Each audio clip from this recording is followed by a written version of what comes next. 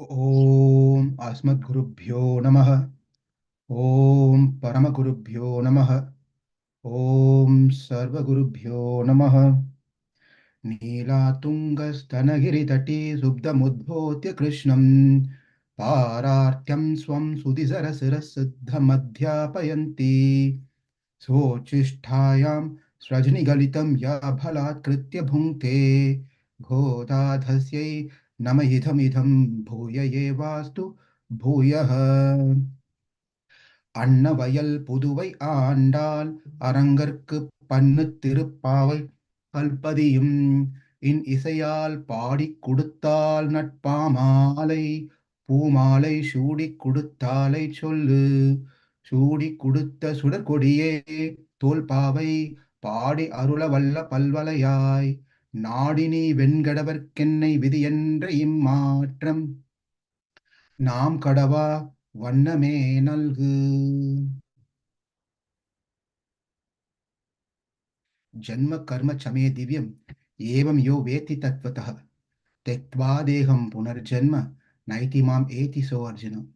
This is a beautiful sloka in Bhagavad Gita in the fourth chapter where Krishna says, one who knows my transcendental nature of my appearance and activities does not have to return back into this world after they leave their body.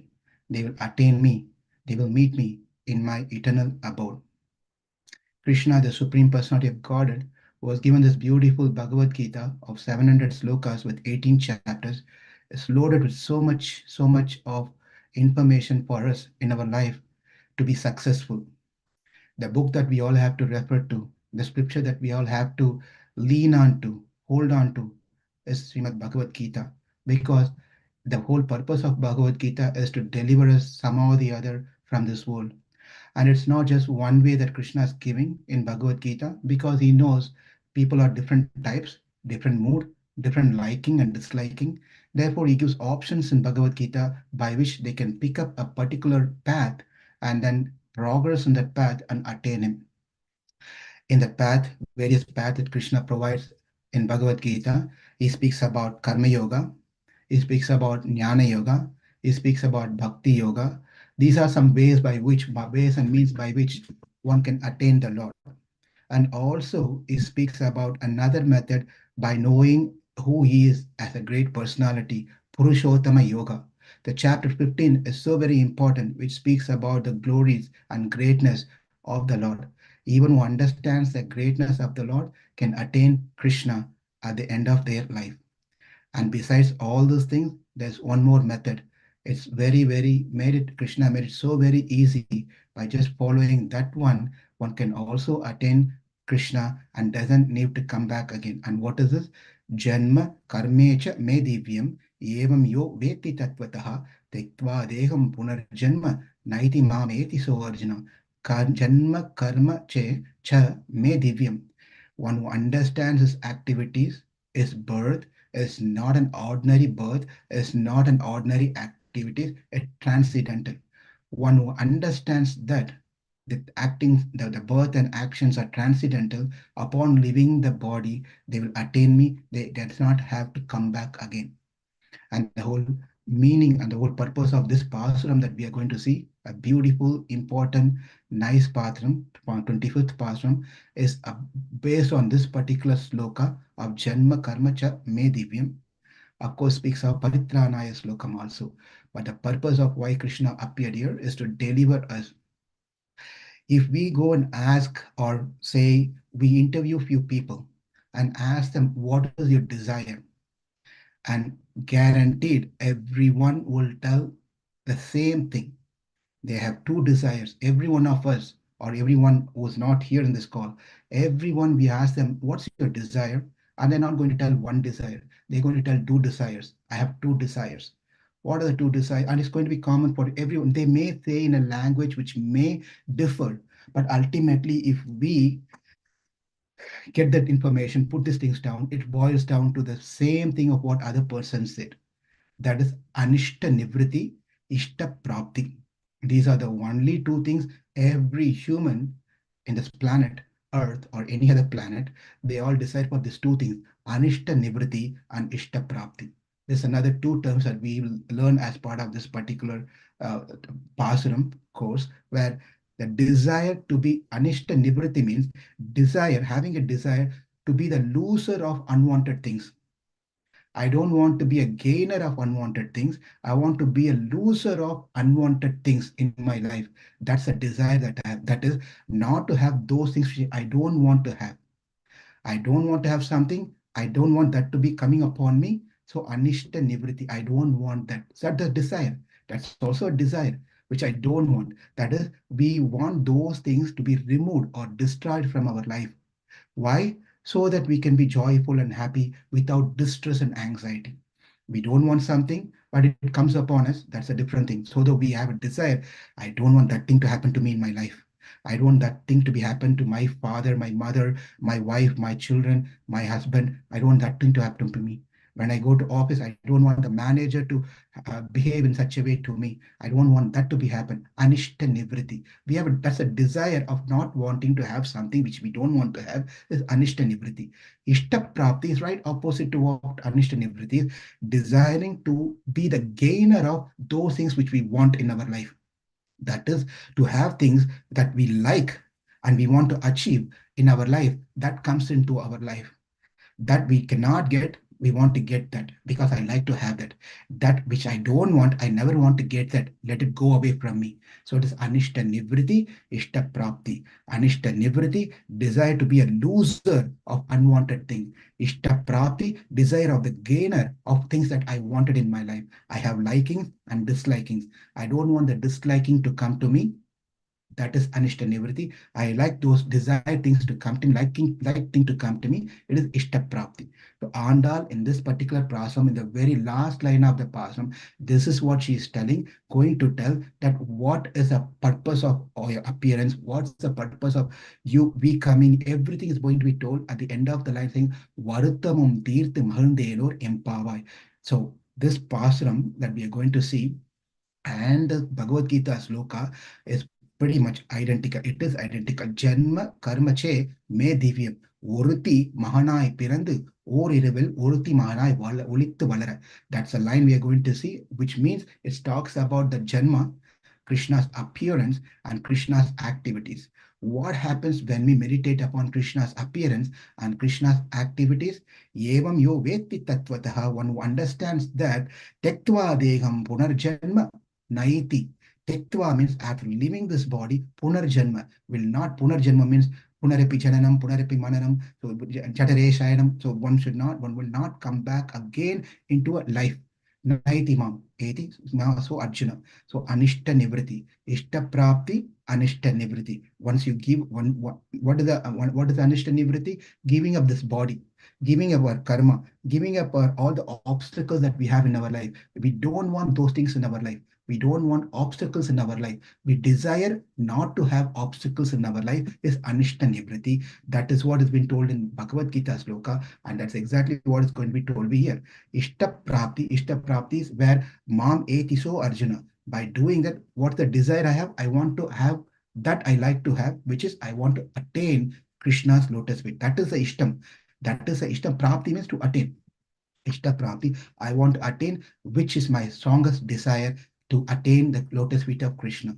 So in the Janma Karma Chamevidiyam slokam can be told as this pasam written in Tamil. That's all. Varuthamum Tirthu Mahandelor Empavai. Now let's get to the connection of what we have seen so far. In 21st sloka, Krishna was woken, he woke up, but he kept his eyes closed. Because if you remember, 21st sloka is when Andal and Party started talking to Krishna directly. Until before 20th sloka, it was all different personalities. Now, from starting from 21st sloka, it's a direct dealing and conversation with Krishna.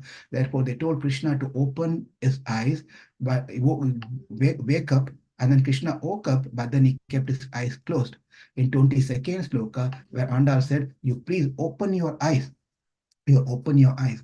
And then when Krishna was ready to open his eyes in the 23rd sloka, well, hold on, you walk up and come towards me, towards us, and then go to the throne and sit over there. That is 23rd sloka. We want to see a walking style, And then 24th sloka, Andal prays for the protection of the Lord because the Lord started walking. What will happen to the lotus feet of the Lord? He's so komala, he's so soft, he's so tender. I made him to walk. So what's going to happen to the feet? Therefore, under Ulagalandai Adipoti, சென்றெங்கும் தென்னிலங்கை செற்றாய் திரள் போற்றி பொன்று சகடம் உதைத்தாய் புகழ் போற்றி கன்று குணிலாய் எரிந்தாய் கழல் போற்றி குன்று குடையாய் எடுத்தாய் குணம் போற்றி வென்று பகை கெடுக்கும் நின் கையில் வேல் போற்றி என்றென்றும் சேகுமை ஏத்தி பறை கொள்வான் இன்றியாம் ஆண்டோம் இறங்கிலோர் எம்பாவாய். So Andal started saying Jaya, Jaya, let there be glories, there be protection, potri, potri, let there pallandu, may you live longer, may you live longer. So Andal was very much concerned watching Krishna walk. Now Krishna is thinking, well, you want me to walk or you don't want me to walk? First you said don't open the eyes. Then you said, yeah, you open the eyes, but then start walking. We want to see you walking. Then I got ready to walk. Now you are saying not to walk because what will happen to my feet? So what exactly you want me to do? You want me to walk or you want me to go back to the bed and sit over there? What do you want? Andal is contemplating. Thought, if he doesn't walk to me, my desires will not be fulfilled. If he walks, what will happen to his lotus feet? I don't know what to do. There in Bhagavatam, the gopis also had this exactly. Of course, Andal is in the Bhava mood of Gopikas. Therefore, in Srimad Bhagavatam 10th canto, it is said in the Gita, Gopi Gita, Yatte Sujata Charanam Bruhum Stane, Yaste Ujata Charana Bruhum Stanesu. Bhitaha sanehi priyadhami mahi karkasheshu tenatvavim atasitat vyatate na kim swasit. He says that, my dear Lord, what will happen to your lotus feet if you walk on this forest? It's full of pebbles and thorns and stones and many, many things are there. Therefore, what will happen to your lotus feet? We'll do one thing. Gopikas telling that, we'll do one thing. We'll lie down on the ground. You place your lotus feet on our breast, on our chest, and then you can walk one after the other on each and every chest of the gopis, and you move around so that your lotus feet does not get hurt by these pebbles and thorns and things like that. Therefore, Andal is also telling, my dear Lord, what will happen to you if you start walking on the ground like that? Even that in Gopikas were telling in Vrindavan, that forest naturally will have some stones and all these different things, right? In here, in the palace of Nanda Maharaj, where is the question of thorns? Where is the question of pebbles? It's all going to be neat, clean, and tidy and very nice. Unlike like our house, it will be very clean. So Andal is, even for that one, Andal is telling what will happen to you if you place your lotus feet on the ground, my Lord. Therefore, what we will do is we'll place our hands like this. Each one of the gopis, we are 501 gopis are here. We'll place our hands. You place your lotus feet on each one of our hand, and we'll hold your hand, and you move your left foot on my left hand, and you move your right foot on my right hand. Likewise, you go to the another gopi, you place your left foot on your her left hand, and then you move your right foot on the right hand of that gopi, and keep walking to the throne.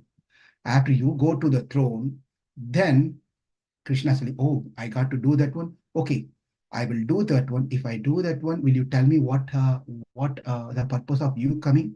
And Andal is saying, oh, now Krishna is ready. Krishna is ready. He walked all the way. Now we have to move forward here. Krishna's, we are connecting from the 24th sloka to 25th sloka. Krishna walked all the way that they said. Finally, he got onto the throne. He's sitting on the throne. Dharmati Pitam. He's sitting on the throne. And then Krishna is telling, tell me now, you tell me what's the purpose of you coming. And again, there's a twist. Instead of telling, some people, when we ask Prabhu, some people will ask a time to come and talk and they want to say something. Instead of coming to the point, what is the purpose of that meeting? They talk so many things, many, many, many, many things. Finally, they won't even tell what is the purpose of the meeting. Some office meetings also happens the same way. Sometimes we have gatherings and we have all this meeting. The purpose is lost. Talk will be something else. So he likewise, Krishna is telling, well, is we are almost at the end of Tiruppavai. We are on the 25th pasuram, just another 5 more to go.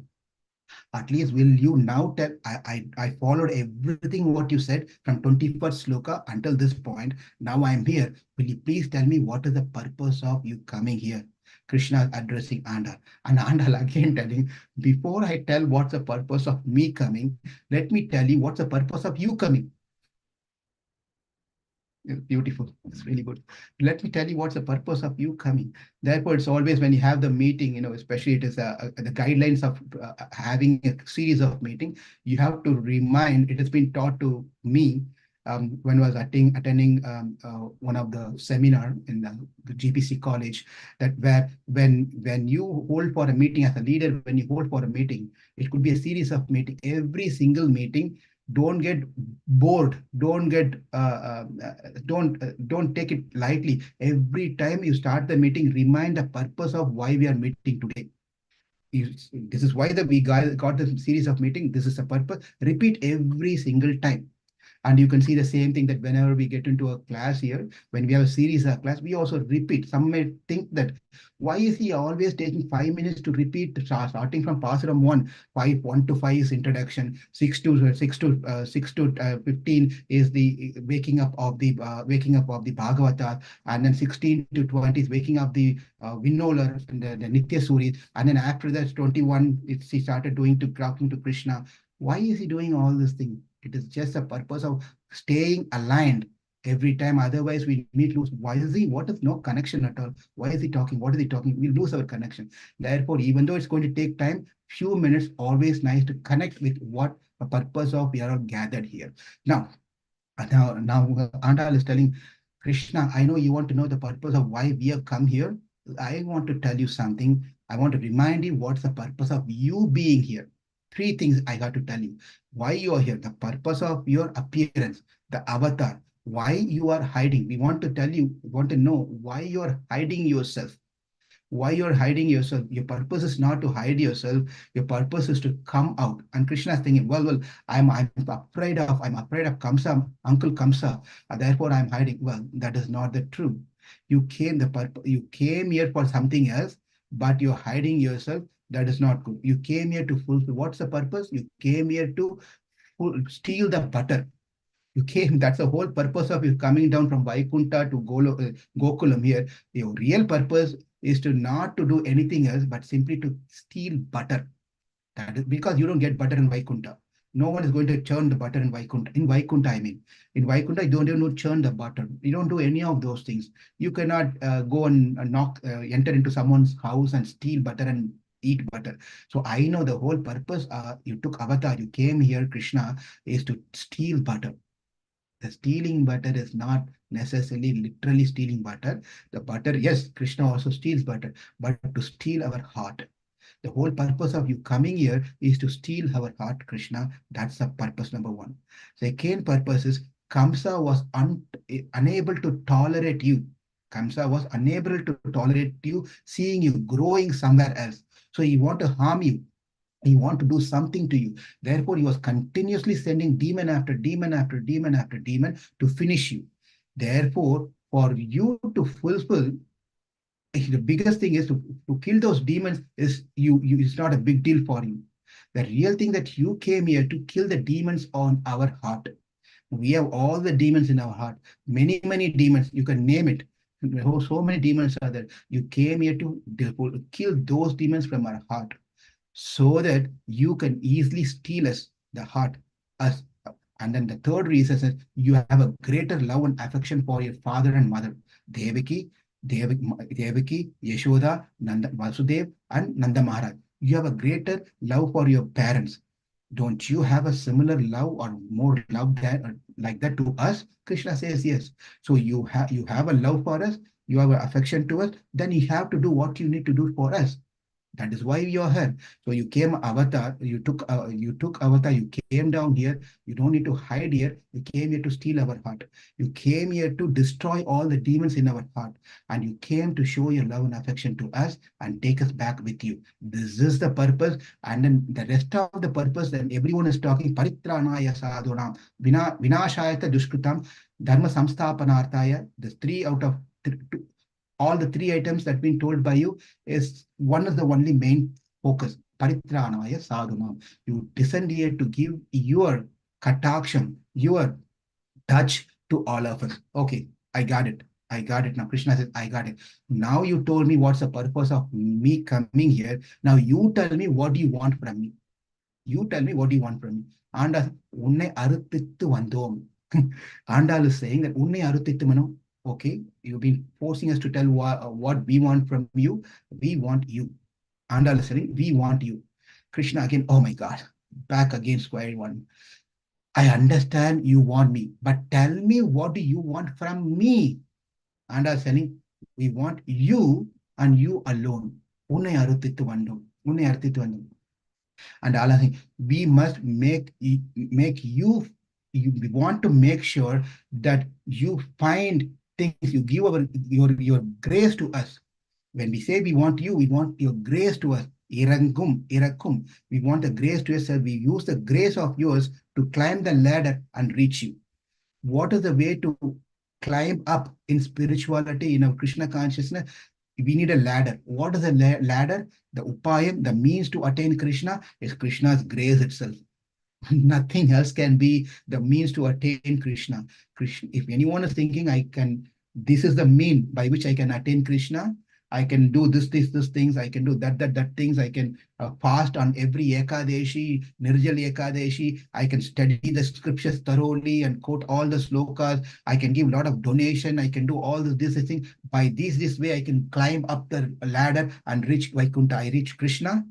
No, Andal mood is totally different. Andal is saying the only ladder that we can reach you is your own grace. It's only by your mercy, Karuna, only by your grace, only by your katakshan that we can attain you. And Krishna is now telling that, well, I can give your grace, but there are many obstacles that you have. You have some obstacles. If I have to give my grace, you have many obstacles. You have to remove those obstacles, then I can show my grace to you. And you have to make your floor proper, flat floor, then you can place the ladder. You cannot place the ladder in an uneven ground. You'll fall off, right? You have to make the ground flat and nicer so the ladder can be placed and you can climb up and come to me, right? Therefore, your foundation, your ground is not proper.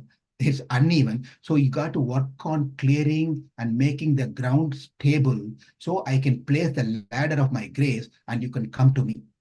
And the question is, what is the obstacle? Why the ground is uneven?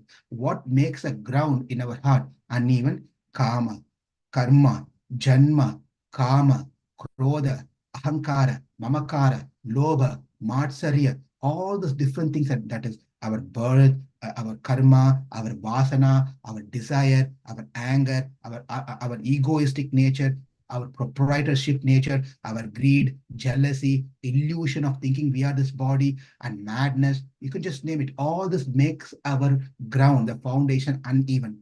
Where is that you're going to put the ladder on top of it? You're going to fall when you have all these anarthas. When you have all these obstacles, you're going to fall off.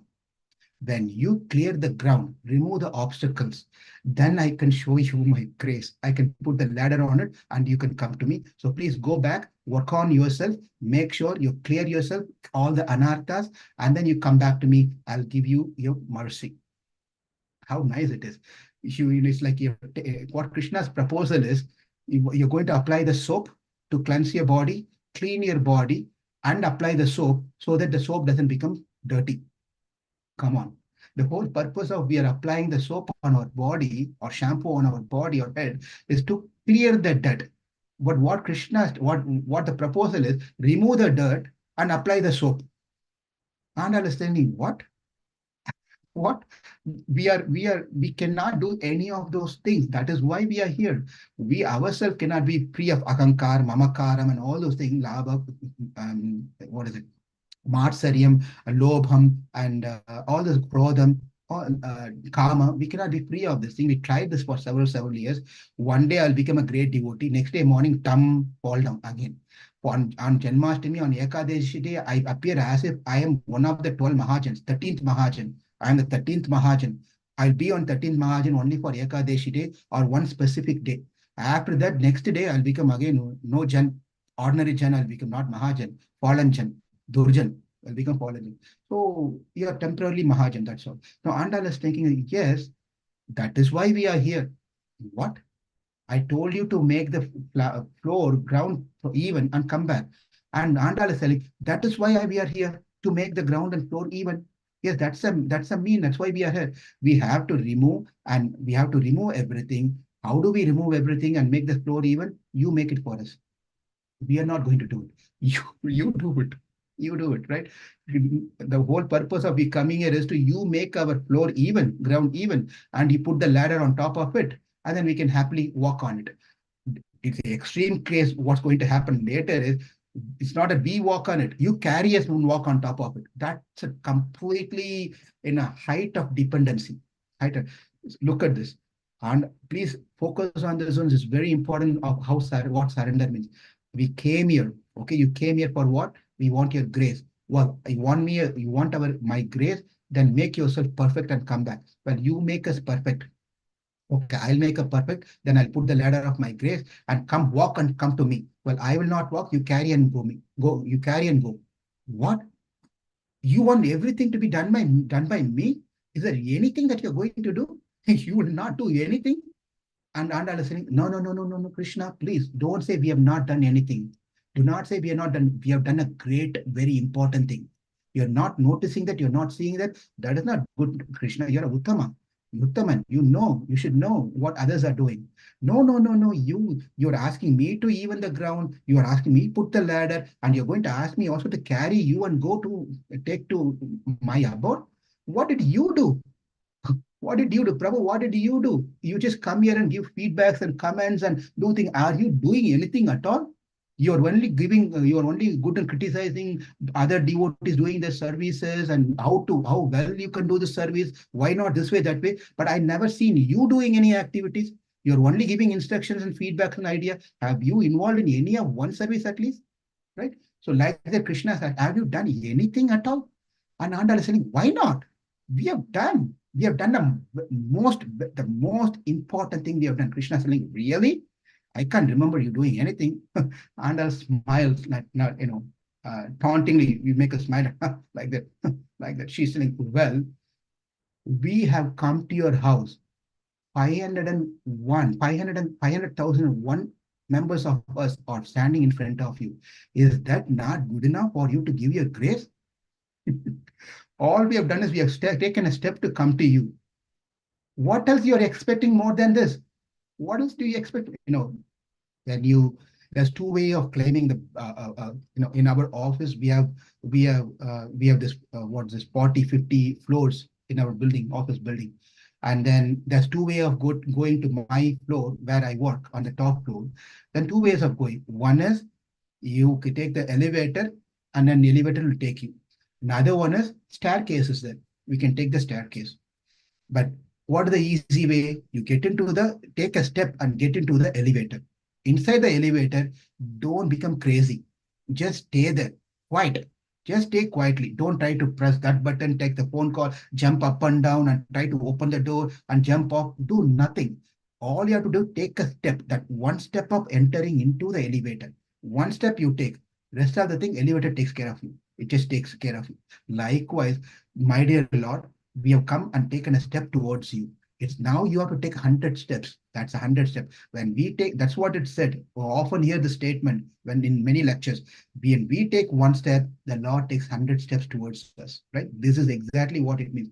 That is, we are completely we have to make the decision of yes, I want to go to temple. I want to become a devotee. I want to serve the temple. I want to become a pure devotee. I want to sincere. This is the step that we have to have a desire to wanting to. That the desire is the first step. We take the first step, and then when we have the first step, rest of the things happens. We can't even imagine. We can't even can imagine with our limited mind. We cannot even think. Krishna will make it happen in many of our lives. If you turn back in your Krishna consciousness, if you think how you started Krishna, if we think how we started Krishna consciousness, is amazing. We would have just taken one step in our life in Krishna consciousness. Rest of the things would have passed. 20 years, I can't even remember, I can't even think how even this many years went in my life. Krishna made it happen such a way that seamlessly, without any difficult, lives have gone. So Krishna will make sure that the rest of the things will, but we have to take that first step. One may ask, why can't why can't Krishna also take that first step? Why should I take that first step? Well, simple answer. We are not matter. We are a being. We are a living entity. Living means a conscious entity, a sentient being. We are not a jada. We are not a matter which doesn't have consciousness, doesn't have intelligence. Because we have the consciousness, therefore God has given us little bit of swatantriya, little bit of freedom, independence to make decisions. If we don't want that, then we are not a human. We are not a living entity. We are just matter. I can take my any of these objects and place it anywhere else. It's not going to tell, hello, why did you place me today over this place? I want to be in that place. No, we are not like that. Therefore, God has given us a free will. God has given us a little bit of free will, that swatantriyam, to make right choices in our life. Otherwise, what is the use of we are being a conscious entity, being an intelligent, having intelligence? The table doesn't have intelligence, a chair doesn't have intelligence, any of this doesn't have intelligence. But we have been given intelligence. Because we have been given intelligence, the Lord acts in three ways. You use your intelligence to take that first step. When you make the first step, I will not interfere in your decisions. When you make the first step, I will not interfere. Whatever you choose, I will not tell you, dictate you, and tell you, today you go to the temple. Paramatma told me today you go to the temple. Today, this Sunday, Paramatma did not speak to me, so I did not come to the temple. Paramatma did not tell me to give donation for upcoming festival of Gaur Purnima, whatever it is. Therefore, no. Please understand that Krishna will never interfere in making choice. Is given that making choice ability and that free will for the jivatma to make the decision. You make the first choice whether you want to become a devotee, otherwise you want to be wander in this world for life after life after life. That's your choice. I will udasina. This is the first stage where the Lord becomes udasina vat asina. Udasina means he stays as a neutral person. He will not say this, he will not say that. We all must be thinking that is where the problem is. Why even he becomes udasina? He would have just taken over. That is all great saints can think like that. Don't even give me that little bit of free will. If you give me a little bit of free will, I'll start misusing that free will and do whatever I want to do. Right? So don't even give that free will. That is how the great sages and saints think, bhaktas will think. Right? Therefore, Udasina means he remains Udasina means he remains neutral and balanced.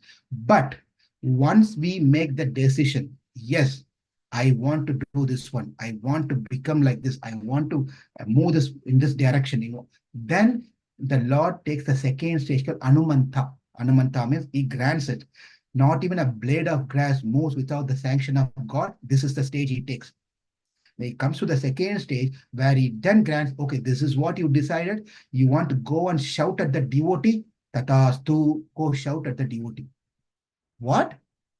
God should not do that. When God knows that I'm going to do a wrong thing, why is letting me and go making me to shout at the devotees or make steal someone's property or uh, punch on someone's face and talk lies and why?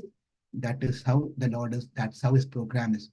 Because of one reason, two things. One, he doesn't want to interfere in our free will. Second thing is we also have to go through our karma. Based on certain things, we also make certain decisions in our life. So everything is programmed so nicely. Therefore, on the second stage, he says, and he becomes an Anumanta, let it happen. The state that after the let it happen, he just doesn't go back and sit in Vaikunta and take care of other things. When the second of our permission has been given, then he makes such an arrangements, all the arrangement in such a way that person desires get fulfilled. He'll make this is called Dyutaka. The third stage is called Dyutaka. He becomes a Dyutaka where he makes all the arrangement for that person desire to be fulfilled. Well, you may ask me a question. Well, if I have a, I, if I make a, I have a desire that I want to become the president of United States of America, then I get into an, election and things like that, and I took that step. Then God takes in first stage he was in Udasina. Oh, you want to become a president? Okay, he says quite. Then I apply for becoming a candidate and etc. He says, okay, Tatasu, you become a candidate. Now, Dyutaka, he makes all the arrangements so that I have to become a president. That depends on our karma. Not that just because I decide to be someone doesn't mean everything is going to happen in my life. It's that karma is also involved. Therefore, based on the karma, things will happen, may not happen. According to the karma, the Lord will make some arrangement to happen. Therefore, here Krishna says that why, if someone is asking that why can't God take a step for me also, he will not do that one. He says udhasina, then he gives permission to it, and then he makes sure things happen. Therefore, it's our duty. From this, we should understand that it's our duty to take the first step. We have to take a step and make sure we take the right step in our life. We make a right. How do we know we make a right step? Therefore, we have to have people in our life to guide us to make us a right step. How do we know that person is making a right, recommending or suggesting or giving a good advice to me? Make sure that person follows another person who's also following the right footstep. In this way, we go to Krishna, and Krishna given us all the wonderful literature, especially in the form of Bhagavad Gita, that what is life and what needs to be done, what not to be done. Therefore, the purpose of Krishna appearing in this world, the Avatara Ragasya, the purpose, the secret of why he appeared is Paritranaya Sadhunam, Vinasaya Chaduskritam, Dharma Samsthapanarthaya, Sambhavami Yuge Yuge. He came for three reasons. One reason is to establish the dharma, and then annihilate the miscreants, and then deliver the pious. Out of these three things, the main purpose is paritranaya sadhanam. The everything else he can do that sitting in Vaikuntha. He doesn't need to come down to kill Kamsa. He just sankalpa matram. Just by thinking Kamsa, he will die. Hiranyakashipu, he doesn't even have to tell. Hiranyakashipu, he will die. Hiranyaksha, die. Kumbhakarna, die. Ravana, die. It doesn't need to walk all the way, come down and do all those things. And what about establishing dharma? Same thing. He can establish from now, from 2025 onwards, everything can be as per dharma. The Lord desire will happen. He doesn't need to come and establish the dharma, kill the demons. But one thing he cannot do sitting over there is steal the butter and be in the association of a beautiful, wonderful devotee. He cannot, well, you can tell, well, they are going to come back to Vaikuntha, right? Yes, he cannot wait for that moment. He doesn't even want to wait for the moment. They're all going to, the great devotees are all going to go back to Krishna. But where is the question of why he have to come down? Because he is so desperate. He cannot live a moment without his devotees. Therefore, he comes down to get and be with his devotees. Therefore, he comes here. And that is exactly what has been told here, been reminded by Andal to Krishna. What's the purpose of Krishna coming into this world? ஒருத்தி மகனாய் பிறந்து ஓரிரவில் ஒருத்தி மகனாய் ஒளித்து வளர தரிக்கிலான் ஆகித்தான் தீங்கு நினைந்த கருத்தை பிழைப்பித்த கஞ்சன் வயிற்றில் நெருப்பென்ன நின்ற நெடுமாலே உன்னை அறுத்துத்து வந்தோம் பரிதருகியாகில் திருத்தக்க செல்வமும் சேவமும் யாம்பாடி வருத்தமும் தீர்த்து மகிழ்ந்தேலோ எம்பாவாய். Very, very beautiful pasuram. Let's see the word by word meaning here. Oruthi, one lady, some lady or one lady. Okay, Oruthi. Oruthan is masculine, Oruthi is feminine. Oruthi means a lady, one lady, some lady. We don't know who that lady is. One lady. Mahanai, Mahan means son. To her as a son. Pirandu, born. To a lady, to one lady, someone as born as a son. Or one. Iravil, Iravil means night. Or Iravil. Oruthi, again Oruthi, one lady. It could be that same lady or it could be another lady. We don't know that. We'll wait and see. Oruthi, one lady. Mahanai, again is been Mahanai, as a son. Olithu, Olithu means to hide, to be hide. Hidden, to be hidden. Olithu, Valara, Valarndu, Valara means to grow. To one lady, a boy was born. To one lady, the boy was growing in a hidden condition. He was not been seen by some people. He was growing up in a hidden, he was secretly growing up, in other words. ஒருத்தி மகனாய் பிறந்து ஓர் இரவில் ஒருத்தி மகனாய் ஒளித்து வளர தரிக்கிலான். Tarikilan means when he was growing, this boy was growing, someone was not in a position to tolerate that he is growing. Someone was really very disturbed. He cannot withstand that this boy is growing. This boy is growing. Tarikilan. Therefore, that person who cannot tolerate was thinking bad or thinking something which is not good for that particular boy. Think means to harm. Ninaitu, thinking of harming that boy which is growing over there under that mother, that particular Oruthi, that particular lady, one particular lady. Okay. ஒருத்தி மானா பிறந்து ஒருத்தி மானா ஒளித்து வளர தரிக்கிலான். Okay, தரிக்கிலான் தீங்கு நினைத்த கருத்திப்ப means he had an intention. That intention is not a very good intention. He had an intention. Now, why? We'll see more as we go this into the details. Okay, what is it? தரிக்கிலான் ஆகித்தான் தீங்கு நினைத்த கருத்தை means he had an கருத்து means he had an opinion, he had an intention, something he had in his mind. Piraipitta means to destroy and make it useless. Someone had an intention or an idea of seeing someone growing nicely under under a mother. He's not happy about it, and he had some opinion, and he had a bad opinion, and that bad ideas, that all ideas that person had was completely made useless. Who's that? Kanchan. This is where the name has been revealed. Kanchan means Kamsa. Kamsa was not happy that this boy is growing up in that particular place and is really growing well. Therefore, I got to plan something to do something harm to this particular boy. Therefore, I want to do something. Therefore, who's that person? Kamsa. Kamsa had a bad thought. To that Kamsa, viral means abdomen, stomach, belly, right? It's a stomach. To that Kamsa, his belly, niruppanna means as a fire. Nindru, you stood as a fire on the belly of Kamsa. So, Karupitta, the meaning of what standing with you may tell, I don't see that there's a fire in Kamsa's belly. I never read in Bhagavatam the Krishna stood on the stomach of Kamsa. I don't see what is it. We'll take it to the details of the deeper meaning of what this means. Nindru. So to that Kamsa, you stood like a fire on his belly. Nedumale, you stood. Nedumale, oh Lord, oh great Lord. Nedu means also long or great. So Nedumale, unnai means to you. Arutittu means pratana. You go to the temple, you do some pratana, right? You do pratana. Therefore, arutittu means we have come to do a pratana. Pratana is nothing but begging. We are going and doing pratana to someone, we are begging. Arutittu bandho. We have come here begging you for what? Parai.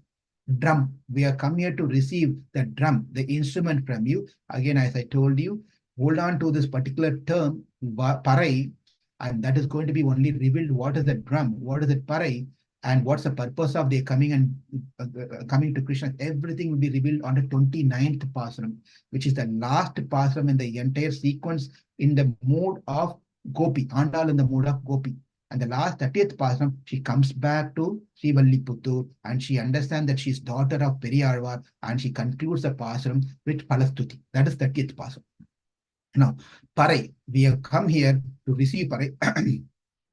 Parai, Tarudiyahil, if you will give, she's not demanding that you give me now. She said, if you desire to do this one, please do. If you think you do this, sometimes we say this, if I were you, I would have done this one, right? We don't want to tell you done a wrong thing, you did a mistake. Rather, how do we say you did a mistake? We'll say, if I were you, I would have done like this. Right? Rather than telling, you fool, you did a wrong thing. This is not the right way to do, right? That's how we speak in our dealings with people. But in the mode of Andal, she's not in that way of talking, in a different way. She's telling, if you so desire, if you will give, right? Not that you give to me now, right away. If you so desire, if you will give. That's why sometimes we prayed, if you so desire, let this person get cured. Let this person get out of the hospital. Let this person recover from his disease. If you so desire, my Lord. Because who are we to demand and put condition to the Lord? We don't have power to do that, and we cannot do that one. Therefore, Lord, if you so desire, Prabhupada did the same thing. You all can pray when Prabhupada is on the bed, not well, and Prabhupada told to the disciple that you can pray to Krishna. If Krishna so desires, may my Guru Maharaj, extend his stay for some more years, some more time. So you can pray that when if Krishna desires, he may extend my life. If Krishna doesn't want to, he will take me and put me in some other service and somewhere else. Therefore, no problem. So Taruttiyagil means if you desire, if you Tiruttakka, Tiru means Mahalakshmi, Sri Mahalakshmi. Tiruttakka, that Lakshmi's desire, Chelvamum, the wealth, Chelva means wealth. Chevakamum, the act of great act, the great act of the soldiers, the great act. Yam, we, party means to sing. Varuthamum. Varutha means when we come here, you give the drum, we'll take it and we'll sing the glories as desired by Sri Mahalakshmi, and we'll sing your glories with party, yam party, we'll come and we'll sing. Varuthamum. Varutham means sorrow, sadness, distress. Varuthamum, tirndi. All the sadness and sorrowness and everything will tirndi means will be freed from it. Once that has been freed, then mahirndi. Mahirndi means we will be happy, we will be joyful, we will be very, very in bliss. So if one lady's, the boy was born to one lady, and the boy was grew up by another lady or one lady. He's not telling another lady here, please note, Oruti and Oruti, one lady. And that growing up, that boy is not being appreciated. Someone was jealous and fear. That person was not happy. Therefore, he had put a plan together to somehow or the other destroy that boy. And that man is Kamsa, the demon is Kamsa. But to that demon, you stood like a fire, a burning fire on his belly, on his stomach. You made him, oh Nidumale, oh Lord, we have come to you. We have come to you, begging you, Pratana. We have come to you in front of you, begging you to give that parai, the drum, so that we can receive you as desired by Sri Mahalakshmi, who's a Lord of wealth, goddess of fortune. We are here to sing your glories. By that, we can remove all the sorrows and we can be free of all the sorrows. And not only that, we can be very, very happy. We can be in bliss. The meaning of song is born to one mother, and at the dead of night, lodged with another's child, as another's child, in an unknown condition. Maraithu valara, in an unknown condition. Orutti Mahana, you born to one mother. Over the night, you've been transported, you've been shifted from one mother to another mother, and you hid yourself, not knowing, to not being not revealing yourself where you are to many people. You destroy the plot of an unjust king, that is Kamsa. Kamsa put a lot of plans to send demon after demon after demon after demon after demon, wanting to kill Krishna. You just destroyed all the plans of this demon called Kamsa, and you stood on his belly. That means you killed him. There a raging fire within his belly. That means what? You created if someone's belly, someone's stomach is burning, means it could be out, it could be for many reasons. One could be out of jealousy, that that person is growing nicely in his spirituality. And if someone is giving a wonderful class, some other speaker may think, oh my God, my is burning. Everyone looks at him and they're all appreciating his lecture, how nice it is. Therefore, sometimes people doesn't even want to attend that class because their stomach will burn. If at all they want to, if someone praises someone stomach burns. Right? Therefore, why you have to come to appreciation program? Because if I see that someone is being appreciated, I burn like anything. Therefore, I don't want to attend lecture. I don't want to come to this program. Because why? That means naturally the person is envious. Therefore, they avoid coming and doing this thing. If you're a simple person, it doesn't matter whoever speaks, we will be there. Whoever does service, we will be there. That's a mode of devotees, right? We should not be envious. We just have to think that God is giving mercy on this particular person to perform that service. That's all. That's all. So if we want to be someone like that, we also have to request and pray for the grace of the Lord. So we can also be outstanding in a service for the pleasure of the Lord, rather than having envious nature or having the burning sensation within our stomach. We don't need to have that. So likewise, Kamsa was also having this burning sensation not of envious thing, but out of fear. Even if we have a fear, we'll have the burning sensation within ourselves. Our tummy crumbles and it makes some sound, and then it feel like a burning thing inside, right? So that when the Krishna created the fire in the belly of Kamsa, that's what it means. You destroy the plots of an unjust king, a raging fire within him, within his, belly, that's Kamsa's belly. We have come here, your your beggar, O great Lord Nidumale, O great Lord, should you grant us the drum we seek? We are coming to get, we can come here to get the drum that we have been asking you. We shall ever sing of your bounty befitting the goddess of wealth, Sri Mahalakshmi, Tiruttakka Chelvamum, and your might, our sorrows dispelled, and we shall attain rejoice. ஒருத்தி மகனாய் பிறந்து ஓர் இரவில் ஒருத்தி மகனாய் ஒளித்து வளர கருக்கிலான் ஆகித்தான் தீங்கு நினைத்த கருத்தை பிழைப்பித்து கஞ்சன் வயிற்றில் நெருப்பென்ன நின்ற நெடுமாலே உன்னை அறுத்தித்து வந்தோம் பறை தருகியாகில் திருத்தக்க செல்வமும் சேவகமும் யாம் பாடி வருத்தமும் தீர்ந்து மகிழ்ந்தேலோர் எம்பாவாய். As always, Acharyas have poured so much of commentary on this particular passage. We won't have much time to do everything. We will see as much as we could. I have to keep telling this one. So it just Tiruppavai, every year Tiruppavai can be seen in a different based on different theme. This can go life after life after life after life every year. It's not that one time I heard Tiruppavai, I am done. 2024, 25, I heard Tiruppavai, I am done with it. No, what we have seen is very little. It has so much of ocean. It is so deep as ocean. Every year, even now, many years. This was written hundreds and hundreds of years back, right? Andal appeared many years back. Until every year, Tiruppavai is being recited. The lectures are going on Tiruppavai, and so much of things are taken out of Tiruppavai with so many flavors. It's not end of it. As we think that Tiruppavai, I've learned Tiruppavai, now I know what Tiruppavai. The speaker doesn't know what Tiruppavai is. Even though he may speak so much, there's so much to learn from him. The hearer obviously doesn't know everything because the speaker only gives so much information because of the limitation. Therefore, this is also another beautiful pasuram where that one word called Oruthi means that lady, that one lady, is the meaning of Oruthi, is being, the Acharyas have poured so much of commentary on that Oruthi that this whole class will go on that Oruthi, but we'll only see a little bit of on that Oruthi. Oruthi, you see, Oruthi means Oruthi Mahanai Pirande, born as a son of a lady, one lady. Whose lady that boy was born? The boy who killed or brought fear in the belly of Kamsa, Krishna. So that boy is born to one lady, that lady, who's that lady was born? Devaki, Oruthi. And then later also, the second line, you see, Oruthi Mahanai means later he grew up as another one son. Say, rather than telling another one son, the Andal is saying, using the same word, Oruthi, that lady, some lady. That's how she's telling. She's not telling Oruthi, that is Devaki's son, and another lady. She's not using another lady, Yashoda.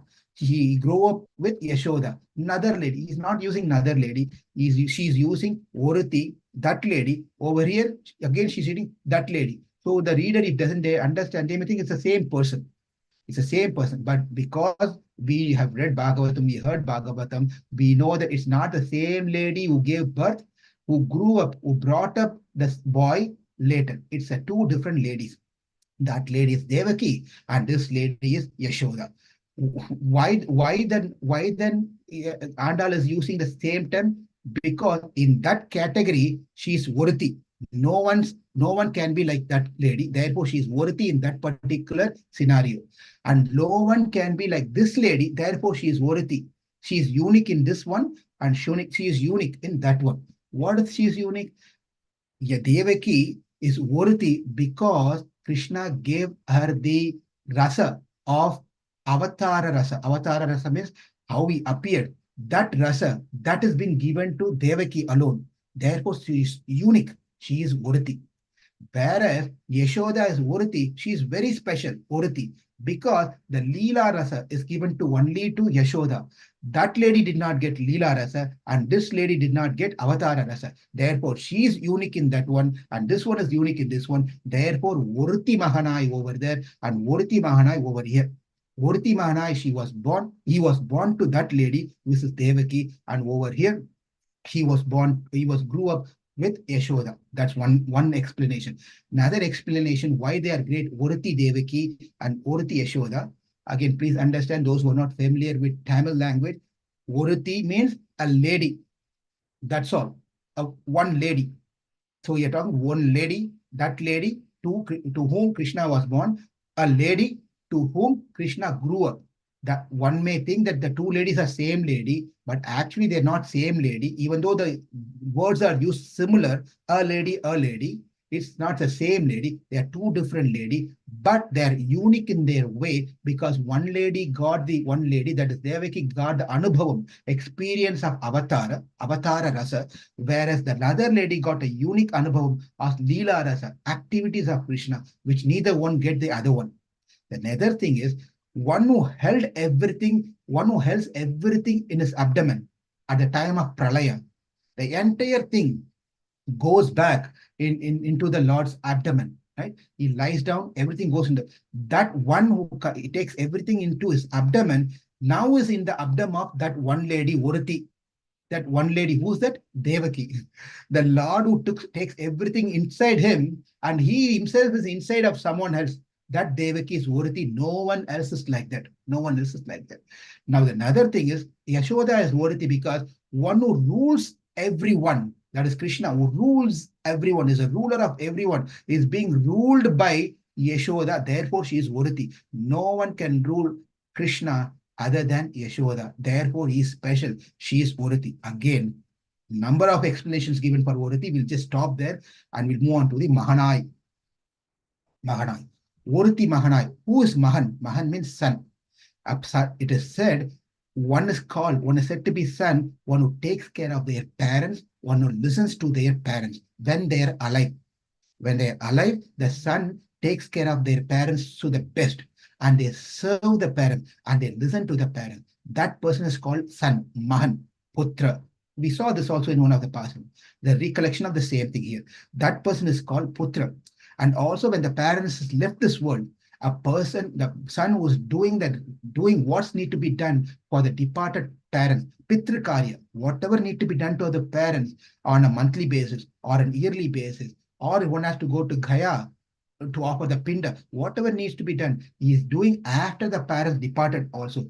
That person who listens to the parents, who respects the parents, who serves the parents when they're alive, when that person who serves the parents even after they departed, continues in the memory of them, continues to do what needs to be done, that person is called Mahan. That person is called Putra. Krishna is the best example of what he has done. Of course, Nanda Maharaj was there, Vasudeva was there, Devaki was there. All those were there until Krishna was also there at that point. So until they were there, Krishna was very respectful to his parents. He was serving his parents. He was listening to his parents. Everything. Therefore, he was Mahan. Therefore, he was Mahan. One time in Sri Rangam, in this many years back, where there was one great saint by name called Nanjiyar. Nanjiyar was a disciple of Parasara Bhatta. Parasara Bhatta is a son of Kurat Arwan. Kurat Arwan is a disciple of Ramanujacharya. This Kurat Arwan is the one who lost his eyes for the purpose of saving his guru. His son is Parasara Bhatta. Parasara Bhatta disciple is Nanjiyar. Parasara Bhatta has a special soft corner for Ramachandra. He is a devotee of Lord Ramachandra. Even though he understands who Krishna is, he's some sort of attachment, some liking for, he likes Krishna, but more liking towards Ramachandra.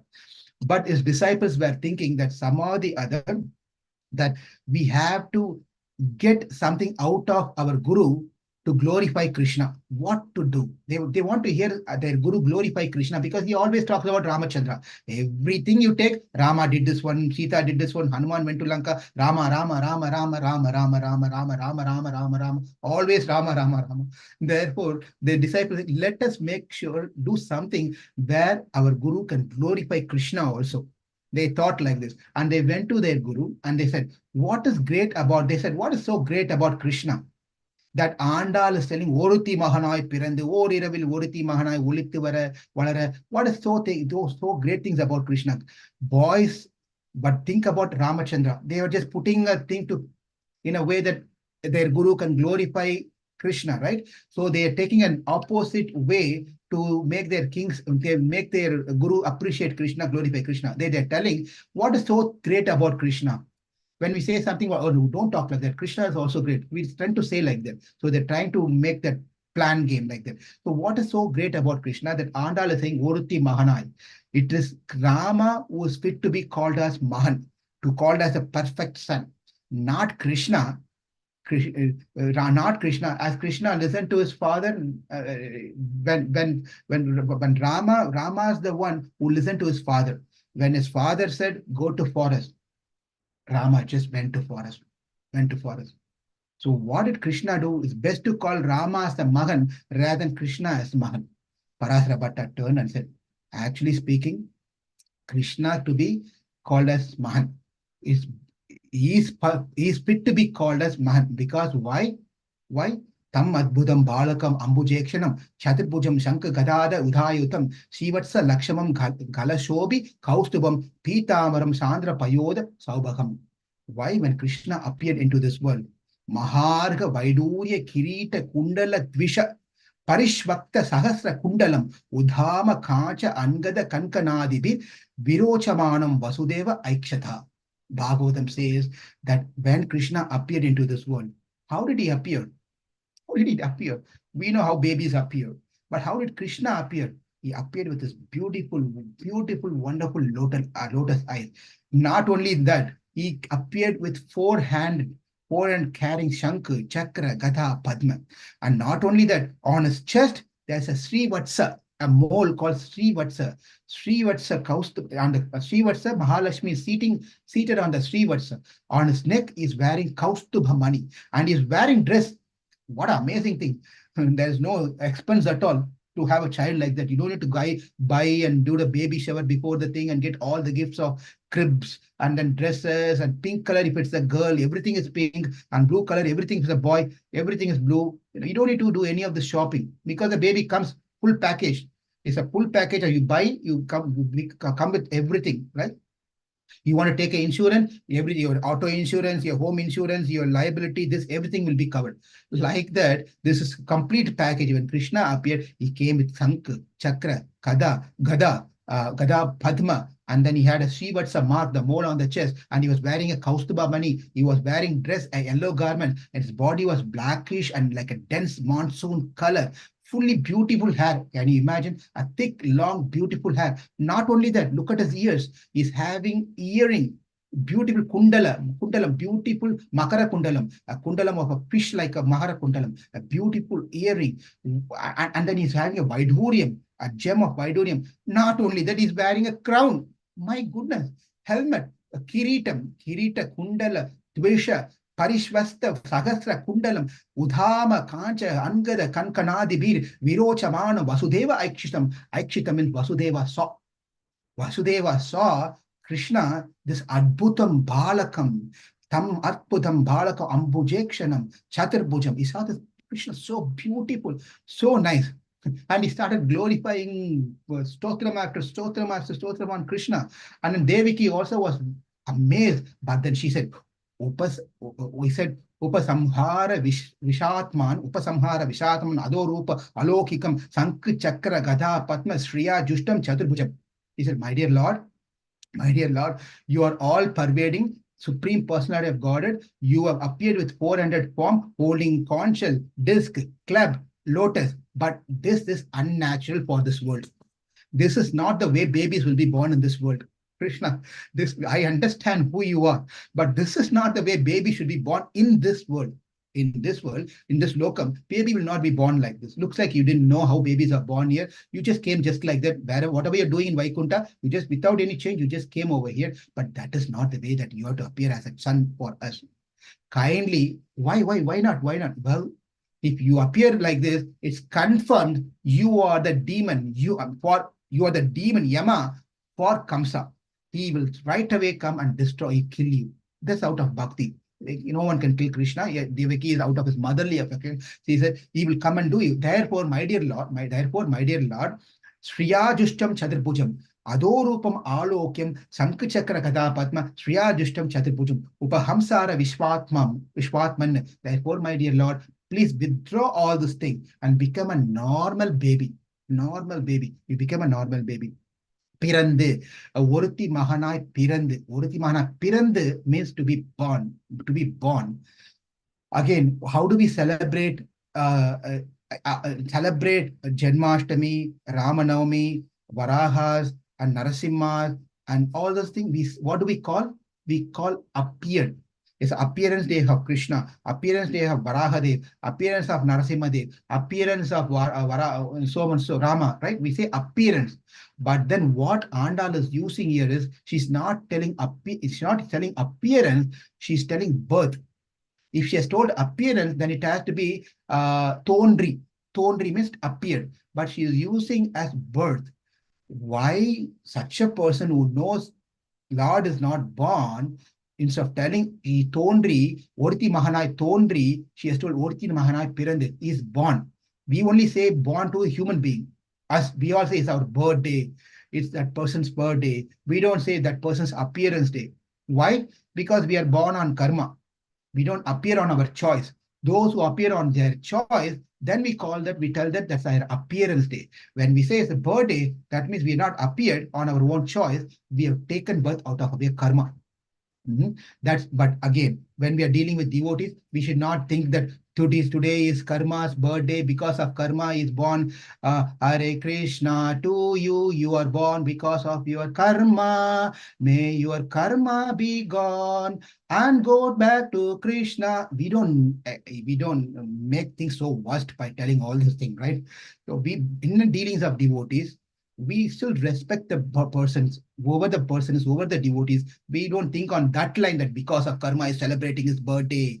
Not like that. So anyway, coming back to it, the question is, why Pirandu? Why Pirandu? Why not Thondri? Is very beautifully Acharya has given explanation. Because Garbhavasam means the Lord has taken a Garbhavasam, is taken, he came, he resided, he took occupancy inside the womb of Devaki. He's taken residence in the womb of Devaki. Whereas Narasimha Dev, he only appeared in one Muhurta Kala, is finished. Varaha Dev, he came, he just went. Matsya Dev, he came, he went. So we don't know how they came. They came and went. But we know how Krishna came. He came from his mother. Therefore, he is Pirande. Thondri, when you say he appeared, what happens? The problem is when you say he appeared, Krishna appeared, that means we are distancing ourselves from Krishna. When we say appeared, that means that person is someone great and we were someone down. If someone is great, how can we get close to that person? He is great. He is Kadavul. In Tamil, something else, Kadavul. He is great. He is so great, I cannot approach him, right? Therefore, to make it accessible, Andal is telling he is great, but that great person took birth, thondri, to reduce the distance between him and us. Therefore, she is not telling us appeared, he is telling he's taken birth. He's taken birth. Pirandu makes it, birth makes it closer than we say that the Lord appeared. Appeared means he's still in this position. Pirandam is given up that position for my sake and come down here for my sake. Namakkaha, for my sake he has come. Also is explained by telling Pirande, that shows his simplicity. Saushiliam, Saulabhyam, meaning that is simplicity and accessibility. By telling Pirande, it has so many meanings of how we can easily connect to the Lord. When the Lord appeared, what happens is that even though he appeared as a baby in this world, he still holds all the opulences, but all the opulences are hidden. He doesn't reveal any of those opulences. He will behave as if one among us. Therefore, Krishna appearance is called here as Pirand, mentioned here as Pirand, to get connected to us, that God is not someone different. God is not someone we cannot reach. God is someone who have to be in a distance. He can be one among us. He can get close to us. He can mingle with us. We can mingle with him. We can play with him. We can cry to him. We can laugh with him. We can do anything with him. How can we understand? Unless and until we know that he has taken birth, we will not understand that. If we say he has appeared, then it makes a big difference of his personality is great. I am low. Therefore, the celebration of all the avatars, Varaha avatar, Vamana avatar, Narasimha avatar, Rama, We nowadays we call Varaha Jayanti, Vamana Jayanti, Narsimha Jayanti, right? But the Jayanti is only meant for, it's called Sri Jayanti. The appearance of Krishna is called Sri Jayanti, Krishna Jayanti, Krishna Janmashtami, Janma Ashtami, right? Krishna Janma Ashtami. On Ashtami, Krishna took Janma. You look there, Janma means birth. Over there also itself, Pirandu, Janma, Pirandu. Krishna was born on Ashtami. That's called Krishna Ashtami. This exactly what Andal is telling. Oruti Mahanai Pirandu. If someone is not questioning why we are calling Krishna Janmashtami, we should not be called, we cannot say Krishna is born. We have to say some other words which appeared. Why? Because we are so close to Krishna. We want to relate to Krishna. Therefore, we say Janma Ashtami, Janmashtami. On Ashtami Titi, Janma Krishna was appeared. Same thing here. Oruti Mahanai Parent. But the point here is when we say Jayanti, when we say usually Krishna's appearance or avatars appearance are based on Titi. Based on a Titi, their appearance will be celebrated.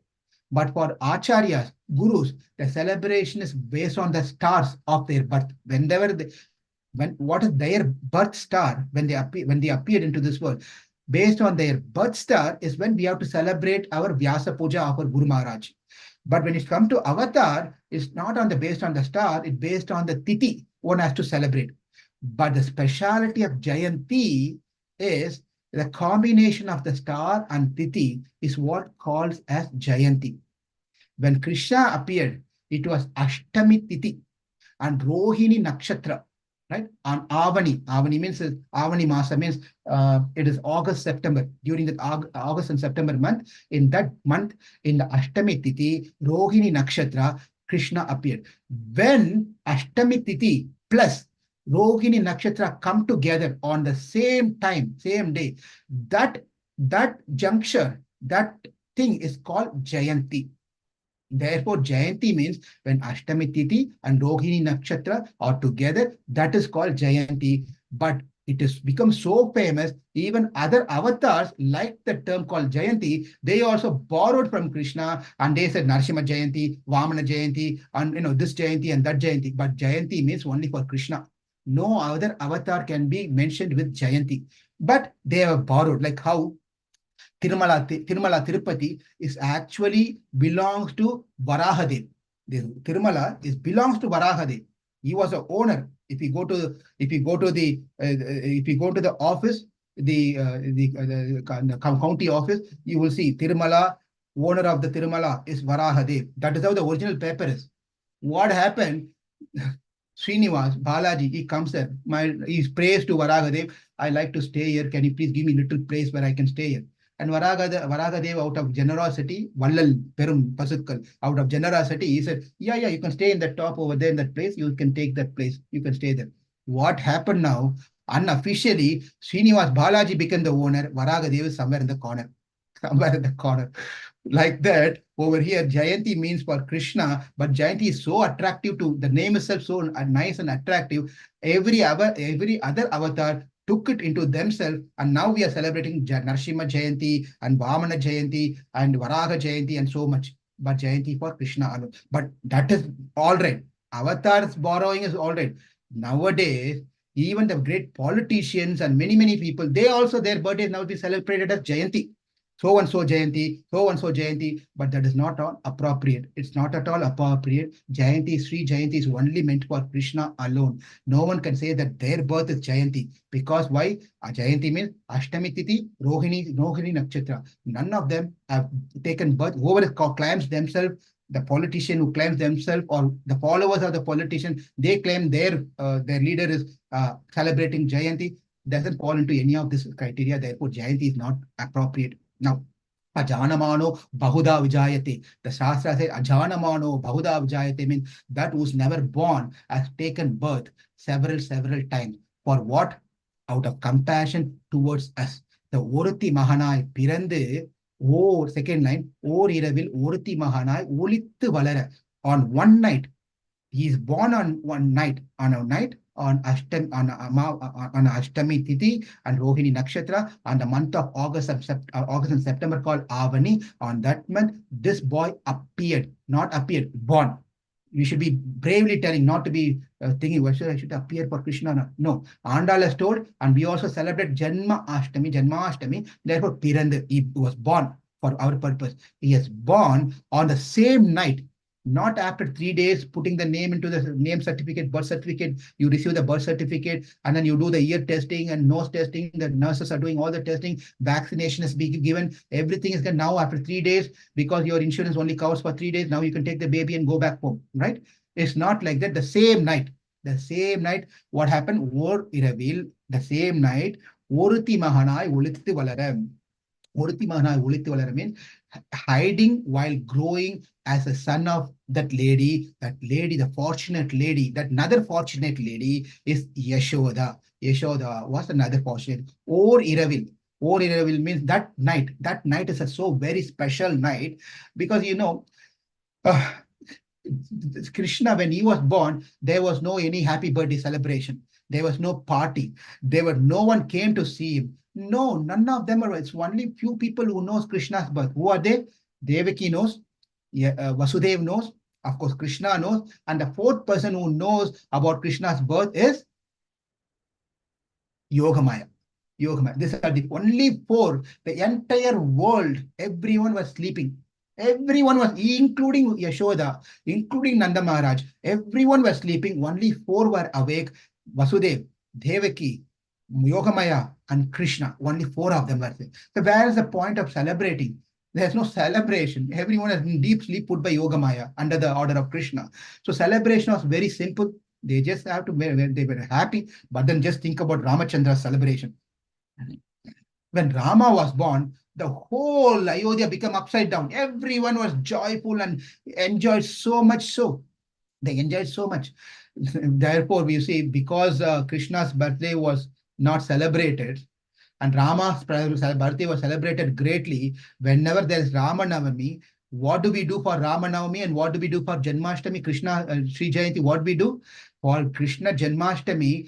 Hundreds and hundreds of preparations, so many sweets of milk varieties, 100 types. So the sweets with besan, sweets with this rava, sweets with this one, sweet with rice. Hundreds of varieties of sweets, hundreds of varieties of kara, hundreds of varieties of sabji. So many items are cooked on Krishna Janmashtami time. Come to Rama Navami. What do we do? Panakam. Panakam is very special. That's all. Water with jaggery, with lemon on it, little pepper on it, and squeeze it and make it and give it to Rama. Why? Rama, you already celebrated in grand scale when you appeared. But think about our Krishna. When he appeared, not even a not even a small cake was presented to him. Not even a cake was presented to him. There's another problem. Whenever we have this cake cutting, blowing candle, all those things is not our culture.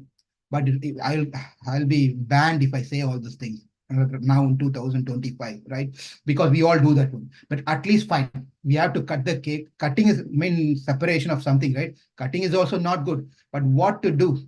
We are cutting the cake. At least one thing we should not do is blowing of candle. Do not ever place a candle on the top of the cake and blow. Light are meant to be lit, not to be blown off. On a day of a birthday, why you want to shut off the light?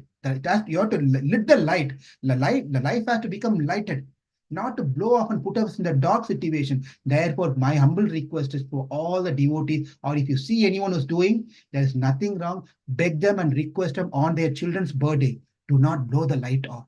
You want to bring light in their life, not to blow the light off. Never to do that one. Anyway, on this particular thing, a particular day, Krishna's birthday, not even a small cake to cut.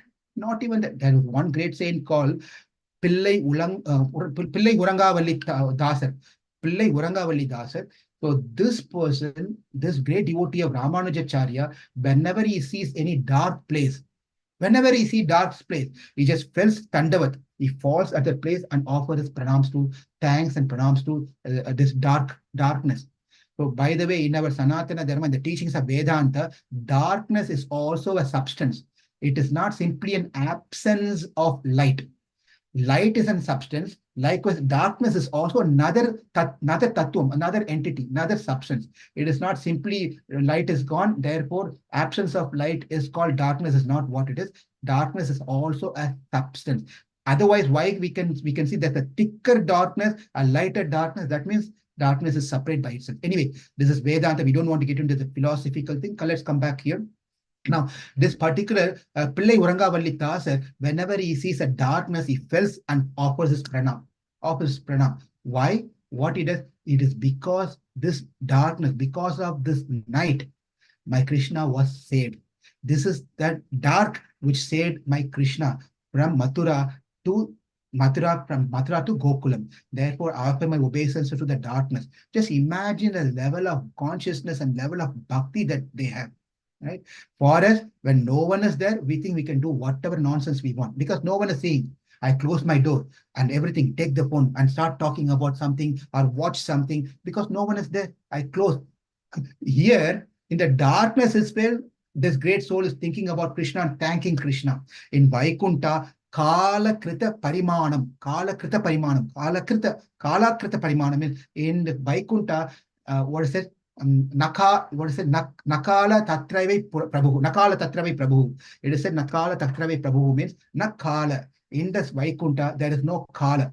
There is no time at all. Time is there, but the time does not have any function. It doesn't have any impact in Vaikunta. That Lord who's in the Vaikunta, who's not, there is no darkness, there is no light, there is no sun, there is no moon. Because why?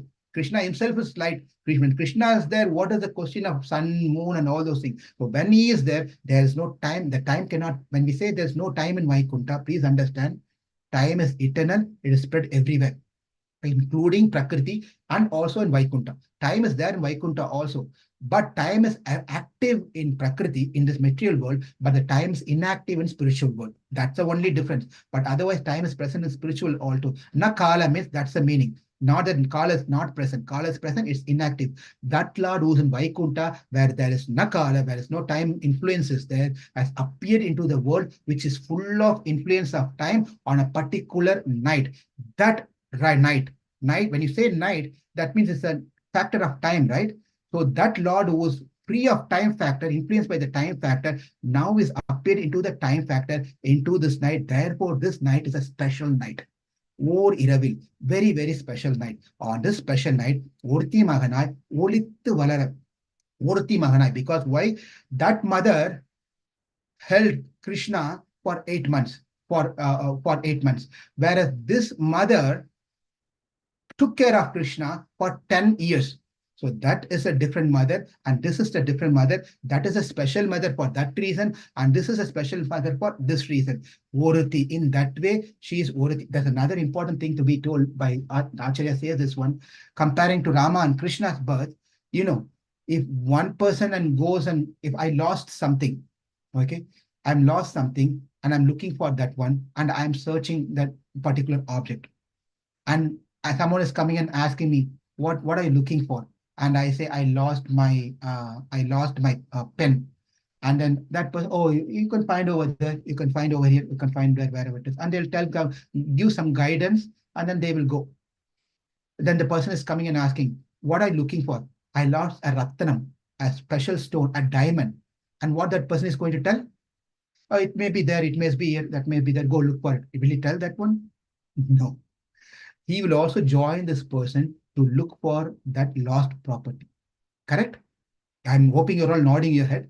Correct? Yes. So if I lose a pen, then the importance given to that is less.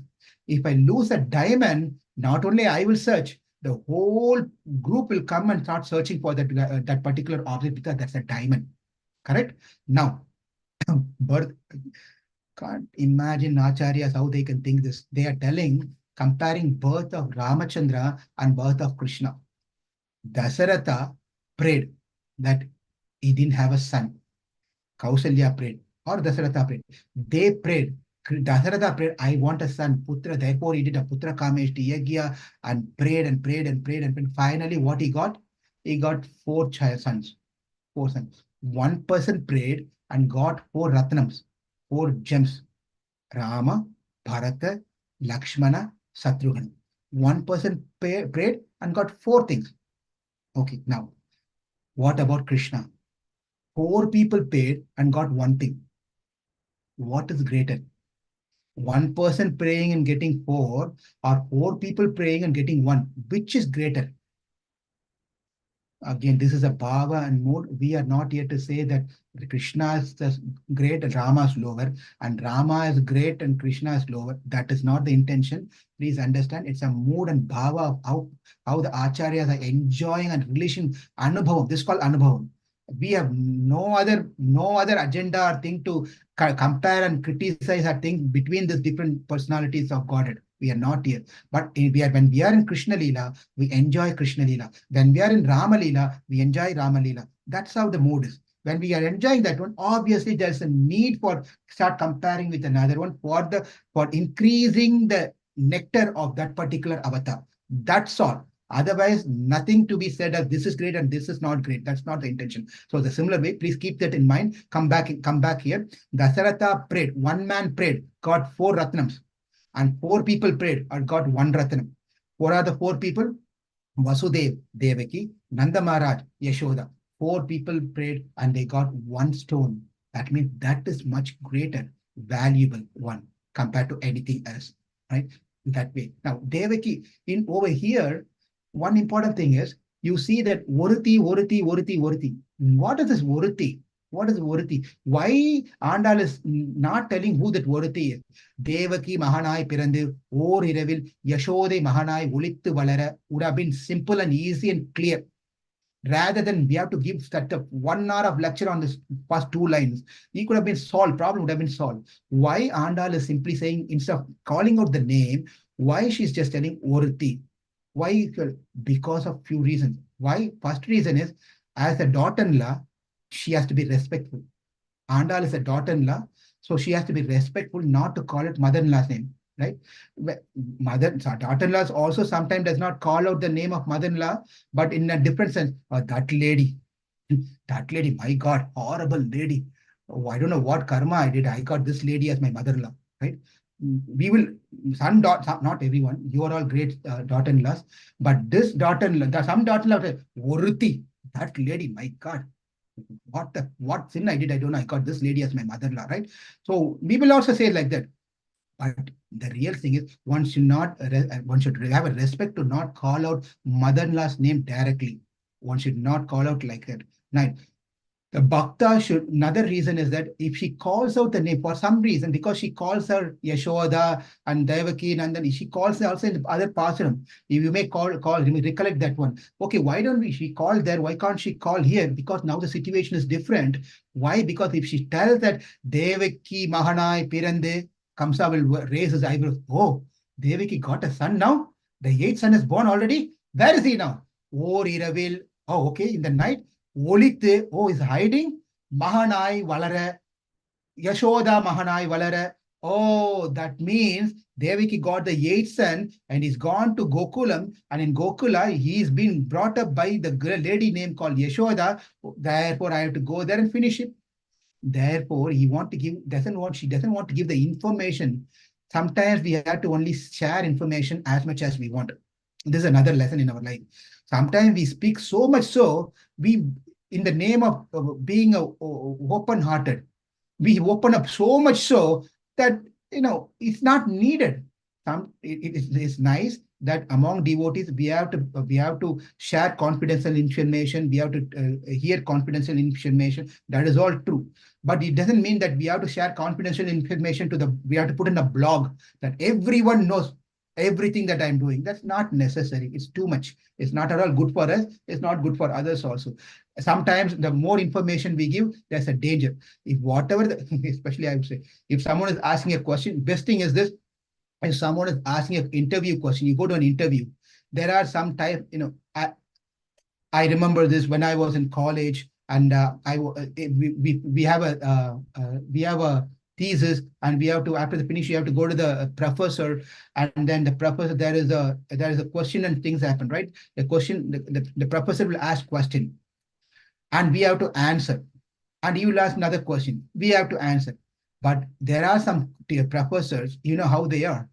What they will do is, They will ask, what is your thesis? What have you done? And I will tell so and so. Then from what I said, they will pick one thing and ask a question. And when I respond to that question, from the answer that I said, they will pick up a second question and ask a second question. From whatever I speak, they will come up with a question. They'll come up with a question. They will not prepare and come with any questions. They will pick up questions based on what I say, what we say. There are people like that. You are not prepared, but you'll come bravely, overconfidently, and start asking questions. Like that, if we have to be confident in what we are speaking, and we speak only which we are confident on. That is exactly the procedure and way that we give lectures also. This is just a guidelines for those who are giving lectures. We speak on subject matter that we are very comfortable with. Of course, we cannot be great. Any subject matter is unlimited. We cannot say I've mastered that subject matter, right? Even you take one particular sloka in Bhagavad Gita or any of this literature and say, I mastered this sloka. No, we know a little bit on that particular sloka. That's all. And we speak on what we know on that subject matter. That's all. When we try to go beyond our understanding, that's where the problem comes.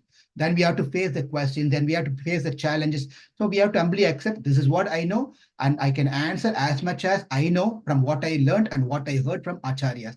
In that way, it's very good. So that's another technical way how we have to present ourselves when we speak. We don't want to project ourselves with the great jnanis. We are not, by the way. We speak confidently what we know. Because when we do that one, then we can easily convince others, and others can also get clarified by asking right questions. Therefore, here Andal is very careful not to reveal extra information that is Devaki and this is Yashoda. Therefore, Kamsa, I gave you the address, you take care of Krishna. No. Therefore, she doesn't want to give any extra information. And also Kamsa is a fool number one. We all know Kamsa is a fool number one. Yes?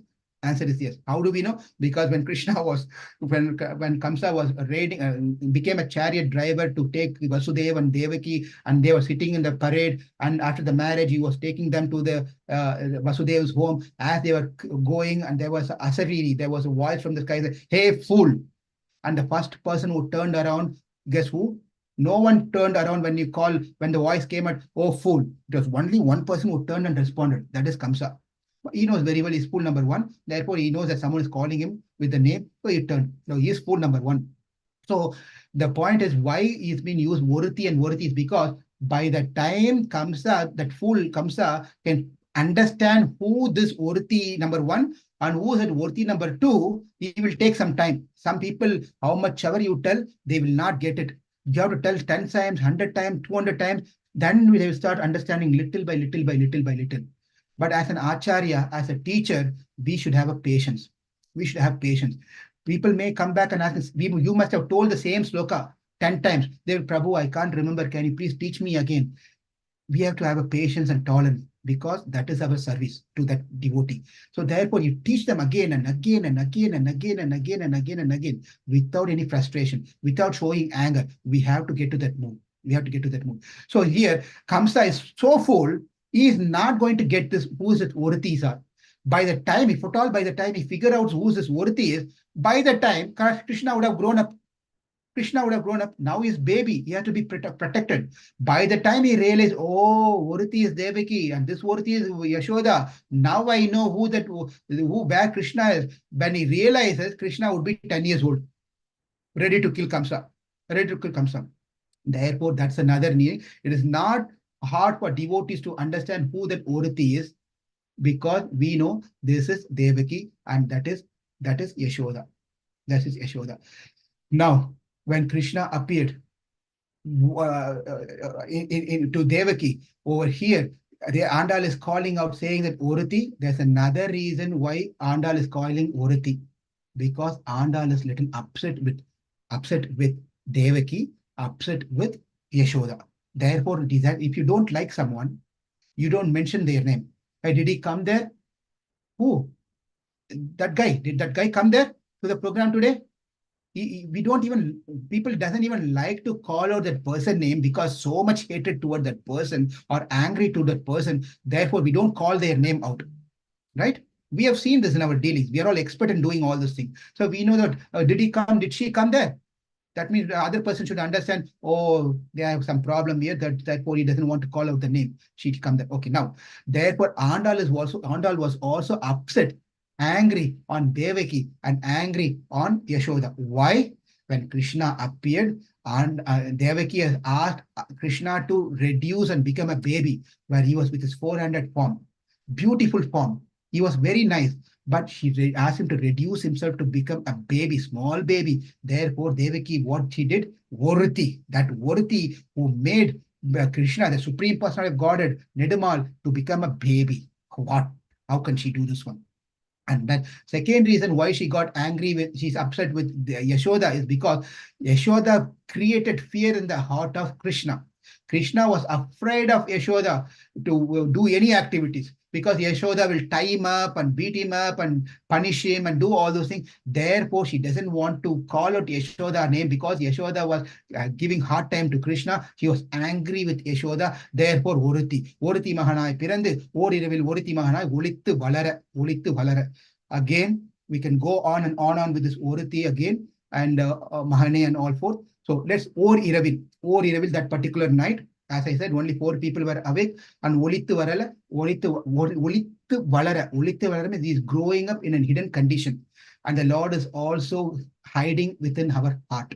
Olittu Valara. The Lord is not only in Vrindavan under Yashoda, growing up there, the Lord is also in our Antar Pravishta Sasta. Antar Pravishta Sastra, the Upanishad says Antar Pravishta Sastra. The Lord is present in everyone's heart. Angushta Matram Purushaha. Again, the Shastra, Angushtam is present in our heart in a size of a thumb. He is present in everyone's heart. Everyone's heart. And what is he doing? He's trying to help us. He's not just simply sitting there and doing nothing.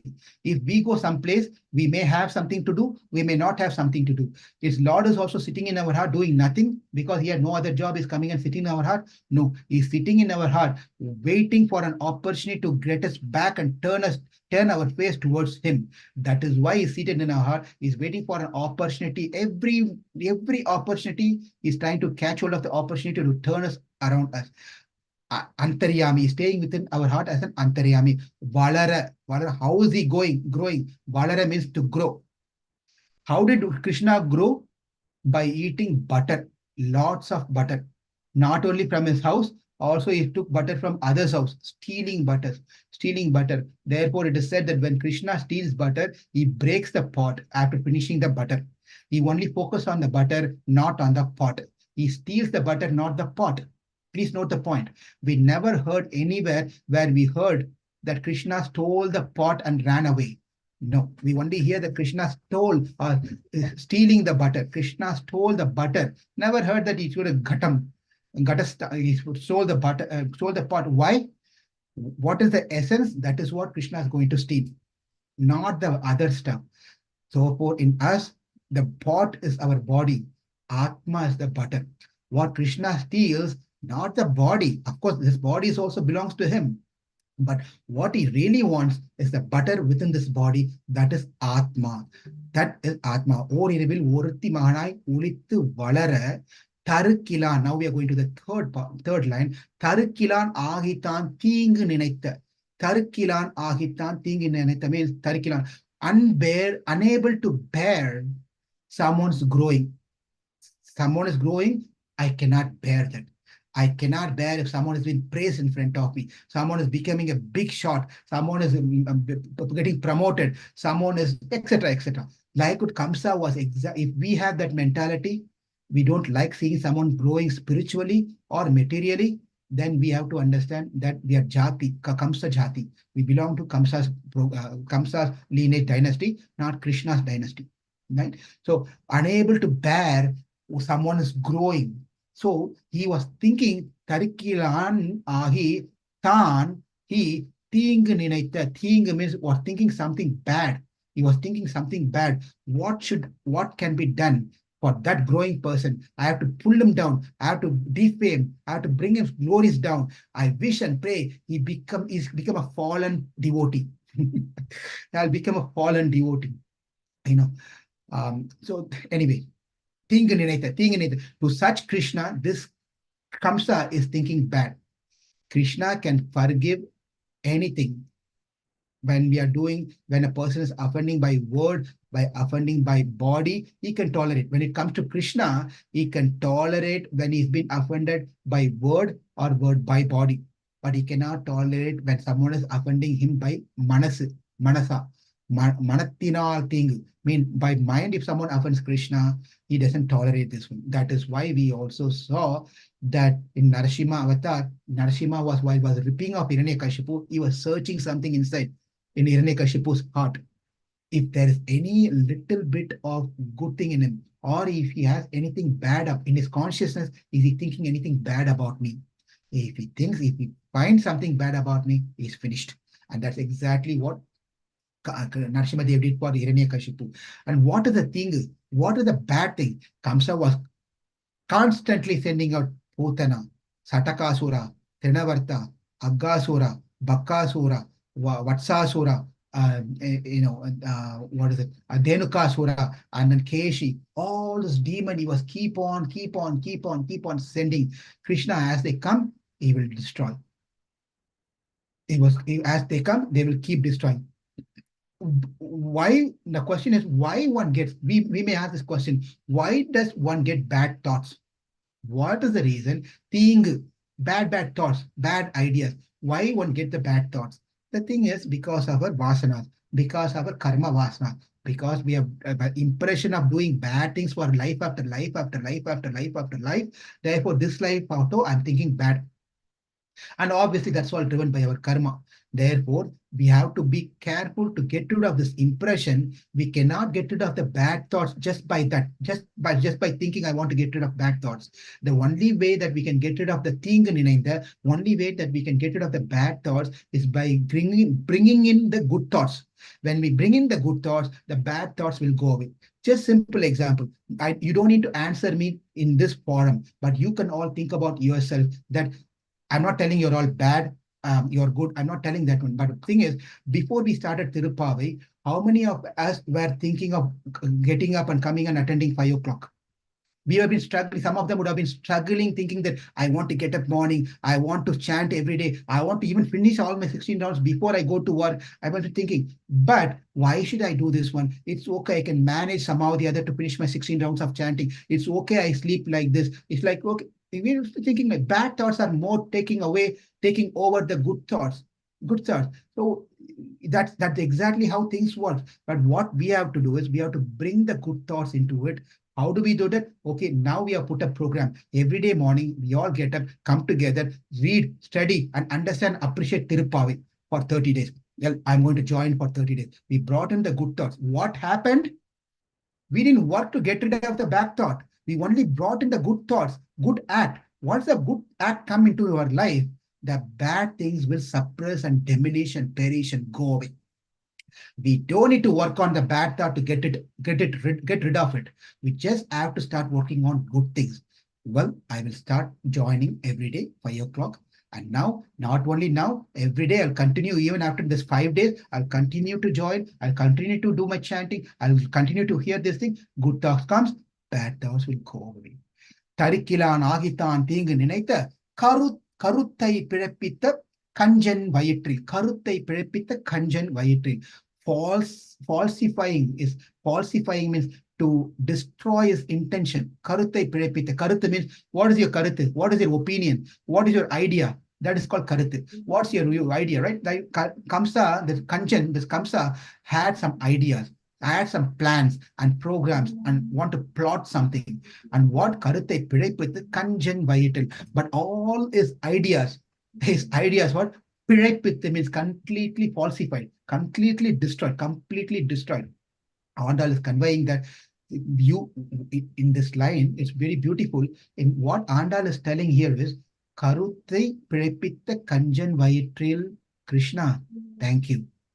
You nullified all the intentions of Kamsa and you stood as a fire on his belly. That is, you created a fear on him and you killed him by doing this one.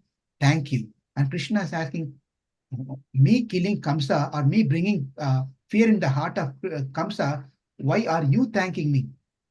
Andal says, because you saved yourself. Krishna, thanks for doing this, because by doing this, you saved yourself. Thank God. Thank God. This is the move.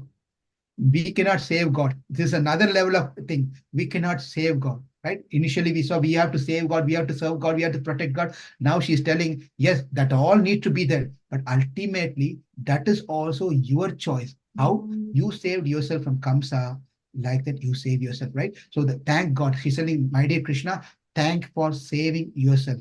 So it is said, it is dramatically it is said that Kamsa was applying some ointment. In the movies, there'll be some scenes where the mother or the hero or the heroine, they have to get into a mood of crying, literally crying, screaming and crying. The tears are flowing. They have to do this one. They have this particular drops in the movies.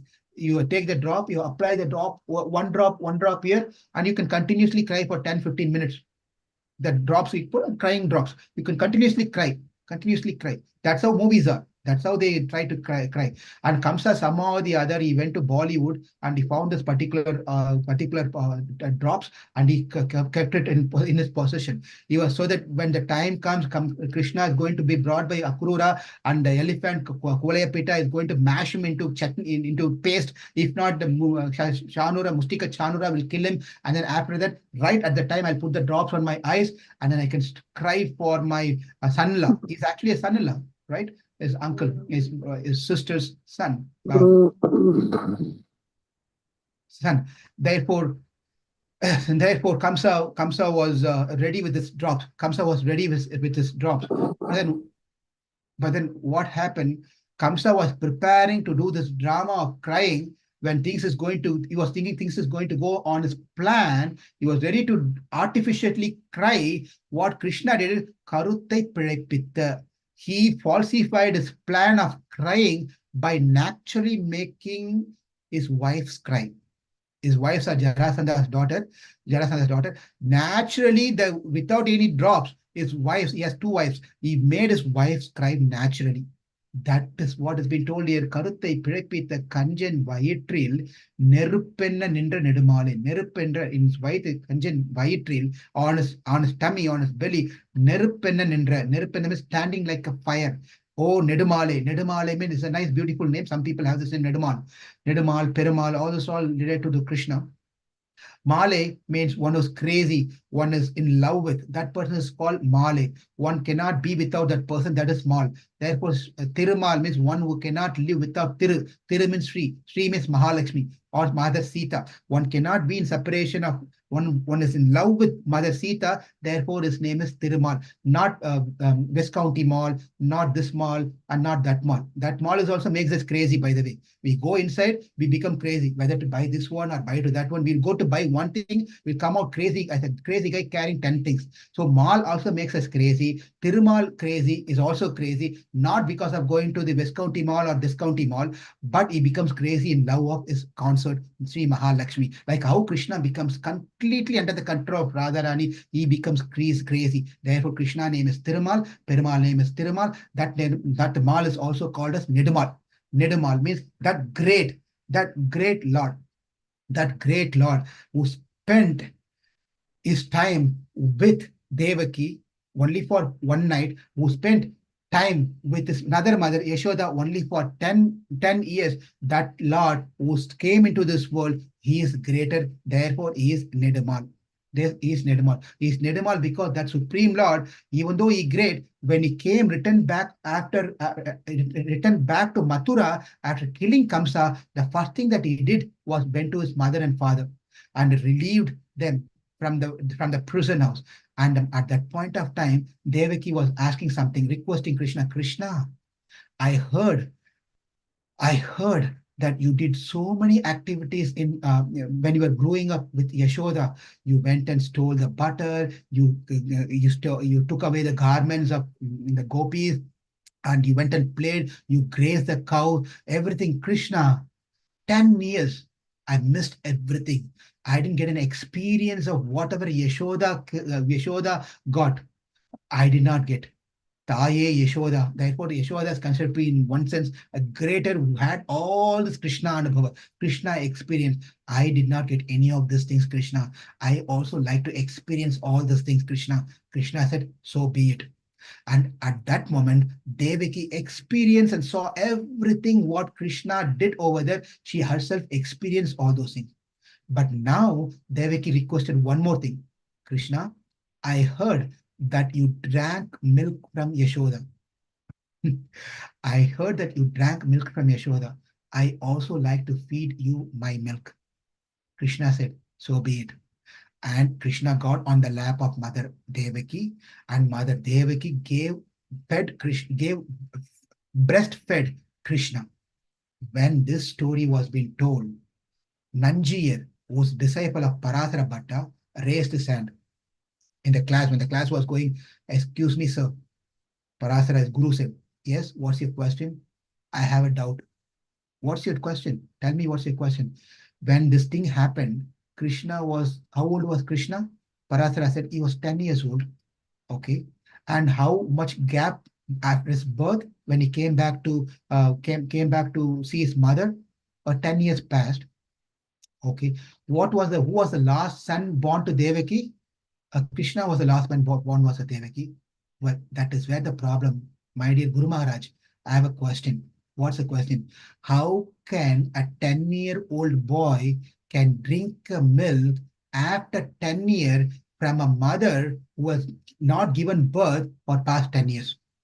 Because you all know the science, the mother cannot produce milk just like that one fine day when they have a 10-year-old boy, and even say for 5 years, 6 years, child is grown, and the mother's boy is telling that, Mom, I need milk, and it was a heavy snow, and you cannot go outside. You cannot take the car out. And mother is telling, no problem, I can give my milk. Please come out. It's not possible. It's not going to happen. It's not scientifically so possible. It's not at all possible because the milk gets produced only after the mother is given birth to the child, and only for some period of the time that too. After that, she cannot produce milk, right? So it's not possible. Therefore, Nanjira is cracking. Krishna was 10 years. He's a grown-up boy. 10 years boy drinking a milk from a mother after 10 years of birth. How was this all possible, my dear Guru Maharaj? And Parasara Bhatta said, your question is a valid question, applicable question for Laukika mother. Laukika mother means a worldly mother, a material mother, a mother who was born over in this world out of karma. That mother has to go through the scientific reasons of how to produce milk. That mother from whom Krishna took is not Laukika. That relationship that Krishna and the Devaki is not laukikam, it's not a worldly body-to-body relationship, it's Vaidika. Alaukika, alauk is beyond this world's imagination.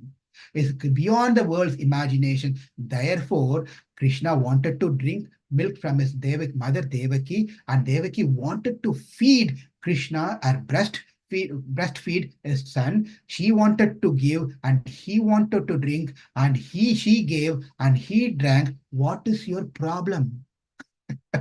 Exactly what he asked. What is your problem? They want to have this. What is your problem?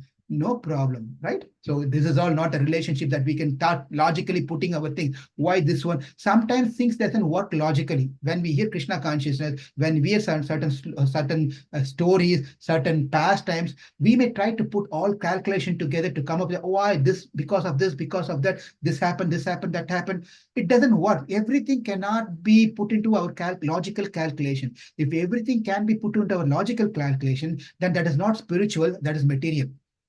Therefore, we use the logics of this world to explain to some extent the spiritual thing. Like Krishna's eyes are like lotus flower. Well, lotus flower is a material or spiritual? It is material. It is definitely material. His face is like a moon, Chandrama, Manas. His face is Chandrama, his face is like moon. Well, is moon material or spiritual? It is material. But how can we understand that thing if we are not comparing with that thing which I experienced with? We only know moon, we only know lotus, we only know this and that one. Therefore, the slokas, therefore, acharyas give to explain to us with things that we are familiar with. That does not mean it is identical to that one. It's beyond that one. It's beyond that one. Therefore, please understand that not everything will have an answer that we can get convinced with. Certain things we cannot. we cannot get convinced with. So someone has questioning some or devotee from some place was posting me asking question that in Bag, Prabhu, is sun closer or moon closer? This is another big problem. Sun closer, moon closer. Then I told that, it is as per the Bhagavatam, it is said the sun is closer and moon is further. And I told this is where the slokas are, this is where it is. Well, according to this one, it says that the moon is closer and sun is further. Certain things is very, very difficult to, and that person forwarded me a lecture by one other devotee explaining why so and so. Its explanation are very good, but it really doesn't answer exactly what is the purpose, why this is distance and why that is not distance. That devotee was giving nice answers, but it's not literally answering, because some things cannot be answered. We have to take it because there's a spiritual thing. We cannot understand things. We will understand to those things when Krishna wants us to understand. When he wants to make us to understand, he will understand. Like Krishna, Arjuna wanted to see the Vishwarupa, and Krishna gave him the darshan, gave him the eyes through which he can see the Vishwarupam. Like that, when the time comes when we have some questions not been answered, when our desires is sincere, when our practices are sincere, Krishna, when he's pleased with our devotion, he will reveal the answer to us, either within or some other means he will reveal to us. Therefore, Unnai Arutittu Vandom Parai Tarugiyagil. Unnai means you. One who is there in Vaikunta has come over here. One who do not expect anything from us, without any expectation, who has come, descended into this world, that you, Unnai Arutittu Vandom, Tiruttakka Selvam, Unnai Arutittu, we have come here to you to pray to get that Parai, that instrument, Tarudi Ahil. Please give us your grace. Please give us your grace. Everything is your grace. Without your grace, we cannot do anything. Whatever we have is also your grace. Whatever we are going to get is also because of your grace. Whatever we lost in our life is also because of your grace. Everything is your grace. That we are living completely under your mercy. Irakkamun than irakam. Your grace is what is we are depending on. Tiruttakka Selvamum. Tiruttakka Selvam means, now Tiru means Mahalakshmi. Sri is Mahalakshmi. So we want to please Mahalakshmi, and what she likes, that is what we want to remind you of that and do accordingly. Now, the explanation of Kirivan for this Tiru, first explanation is that wealth, the Lord has unlimited wealth. We are almost coming to an end, so please stay for another few more minutes. That wealth that Mahalakshmi likes, that desire, Tiruttakka Chelvamin, that wealth that Sri Mahalakshmi likes and desire for, that wealth. What is that wealth?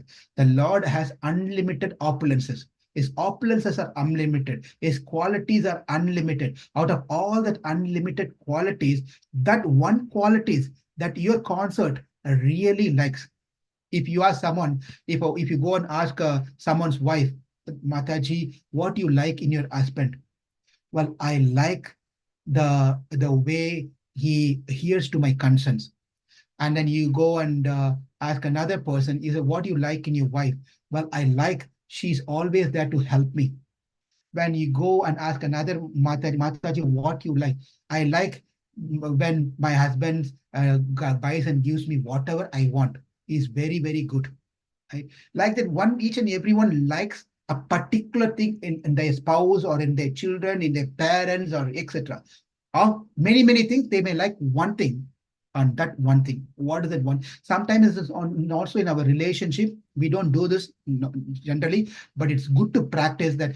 We sit for a minute, think about a person who's in our life. Think about what that thing is good in that person. What is they may be having many good things. What is that one thing that I'm really attached for that quality of that person? And when we start thinking in that way, that relationship becomes tighter and thicker and nicer. Very, very nice. So we are not spending time on thinking of our spouse, our children, our guru, for that matter, for that devotee and this devotee. We have to think of what about that devotee. I've been associating with this devotee for this long. What is that one special thing? You don't need to list a big thing, write a poem and big thing on glorifying that person. One thing out of many things of that person. What is that outstanding of all good qualities have? That one outstanding. We have to start meditating on devotees' good qualities. We have to start meditating on, but we spend a lot of time in meditating on the pulling out the bad thing out of that person. We have to come in a positive terms. We have to start thinking good about devotees rather than meditating on the bad things. Even if that person is bad, look, that person is trying his best to be good. That is a good positive way of thinking of a devotee, right? So here, Tiruttakka Selvamum. That means that Mahalakshmi knows the Lord as unlimited auspicious quality. I'm telling this, that extending that unlimited so much so, because we should understand that it's unlimited in infinite, unlimited, infinite qualities, wonderful qualities that Lord has. Out of all these infinite qualities that the Lord has, one quality that Sri Mahalakshmi Radharani Sita, Mother Sita likes of the Lord, Ashritya Rakshanam. Ashrita Lakshanam. Ashrita Lakshanam is giving shelter and protection to his devotees. That is the outstanding one of the Lord's unlimited qualities. That's unlimited qualities. So if you don't do that, I have no problem. If the thing is that Mahalakshmi said, you don't, do you have or you don't have any other thing. But if you don't have this Ashritya Rakshanam, Ashrita Lakshanam, that means she's talking to the Lord. I mean, Andal is telling to the Lord that remember that if you fail to exhibit your Rakshanatvam, your protection to us, guess what? It is not that we are going to be unhappy. The one who's sitting next to you will become unhappy. Who's sitting next to you? Radharani. Who's sitting next to you? Narayana? Mahalakshmi. She is going to be completely unhappy because you're not exhibiting your quality of Rakshatvam. Rakshatvam. You're not showing the protection. Therefore, what's going to happen is she's going to be unhappy. She may even leave you and go away. She may leave you and go away. Therefore, Tirthaka Selvam. Because Mahalakshmi is for Mahalakshmi, you are our wealth. This is a second meaning. For Mahalakshmi, you are our wealth. This is the second meaning. The third meaning is the Lord himself is a wealth. Selvam. The Lord himself is a wealth. He is the biggest wealth. Nidim, Sri Nidim. Um, uh, he's a wealth of all wealth. Like many names are Karuna Nidim, Karuna Nidhi. We have name Karuna Nidhi means one who has a wealth of Karunyam, compassion. Sri Nidim means who has a wealth of Sri herself. Because Sri is with him, he became a rich man. If Sri is not there, he doesn't have any wealth. He cannot be called as Narayana. These are the different beautiful meanings of given in Tiruttakka Chelvamum. Tiruttakka Chelvamum, Sevahum Yampadi. With that great thing, Yampadi. Now we are going to boldly sing, fearlessly, boldly sing your glories. By singing this way, in this way, what happens is Varuttamum Tirndu Mahandelo Empavai. Varuttamum Tirndu. It is not Vartam Tirndu means you will all the miseries and distress and problems and things that we have, Anishta Nivriti. All those things will be gone away. Anishta Nivriti, Ishta Prapti. Ishta Prapti means all that we really need. That is happiness we need, because please, another 5 more minutes, we are done. It is not enough to be relieved from the pains of suffering. Number one, Varutam, the problems, it is not only enough that we are relieved from the problems. Chanting is glories will remove our problems, will take care of all those things, right? But one must also become Mahulchi, happy. There are people, even after removing the problem, their face will be like this. What happened? Everything is there in your life. You have everything. You have wonderful children, wonderful spouse. You have good job. You have property. You have this one, that one, and that person face will be like this, as if he has nothing. Right? There are people like that. Therefore, what Handal is telling is we don't want to be like that. Yes, it's not only enough for us to be revealed from Varutam, not only be revealed from the problems. Please make sure we also have Mahulchi. We also have happiness in our life. What's happening when we Tiruttakka Chelvam Sevum Yampadi, when we come and take the drum and start praying and glorifying Nidumale about you, all our Varutams, all our problems will go away, all the problems have gone away, and then we'll get happiness also as a second. Anishta Nivriti, Ishta Prapti, Varutamum. Instead of Varutam, Andal is telling Varutamum. Varutamum, when you add mum, that means also. Varuttam means distress. When you say varuttamam, also distress, also something else, right? Why is she adding a varuttamum? That means something else should be there, right? So this is an explanation. The Acharya, varuttam is a slang. Varuttam means the first vartam is where a person is removing the first vartam. What's the first vartam? Vartam, the problem is that we are trying to enjoy our body. Sharira Anubhava, Sharira Anubhava, Sharira Aishwarya Anubhavam means enjoying the body and doing everything through the body. That vartam has to go away.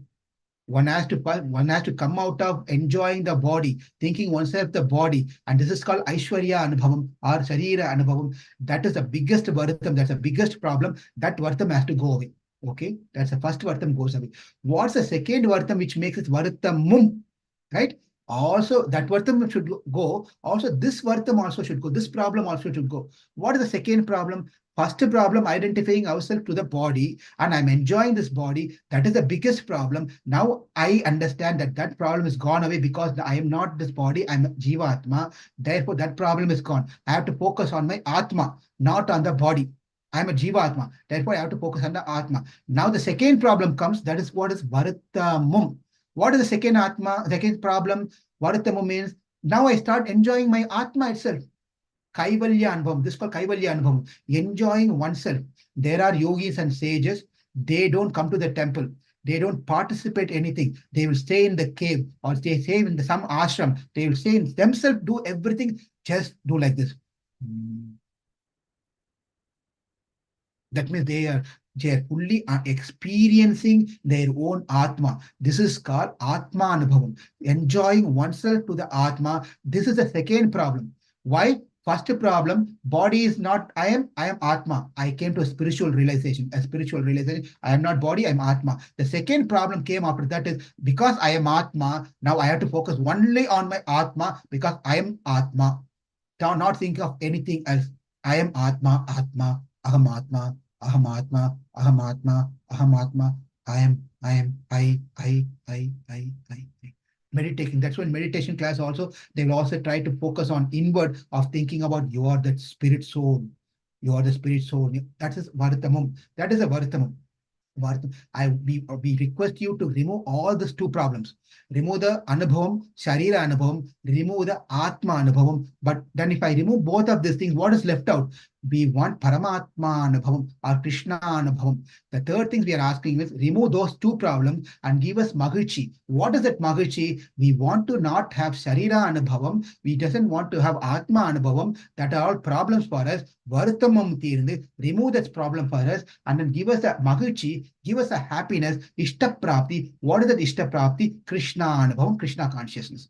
Therefore, we want to enjoy you alone. This Atma has to be connected to you. Easy to relate. This is easy to relate and easy to practice. Whereas difficult to practice is about Atma. We cannot focus about Atma. It's very difficult to do meditation on Atma. It's very difficult. Whereas if you want to meditate on the Lord, easy. The Lord is standing right there playing the flute. That's all I have to meditate. Therefore, bhakti is so very simple, so very easy. Paramatma Anubhavam, Bhagavan Anubhavam, Krishna Anubhavam is very, very, very easy compared to anything else.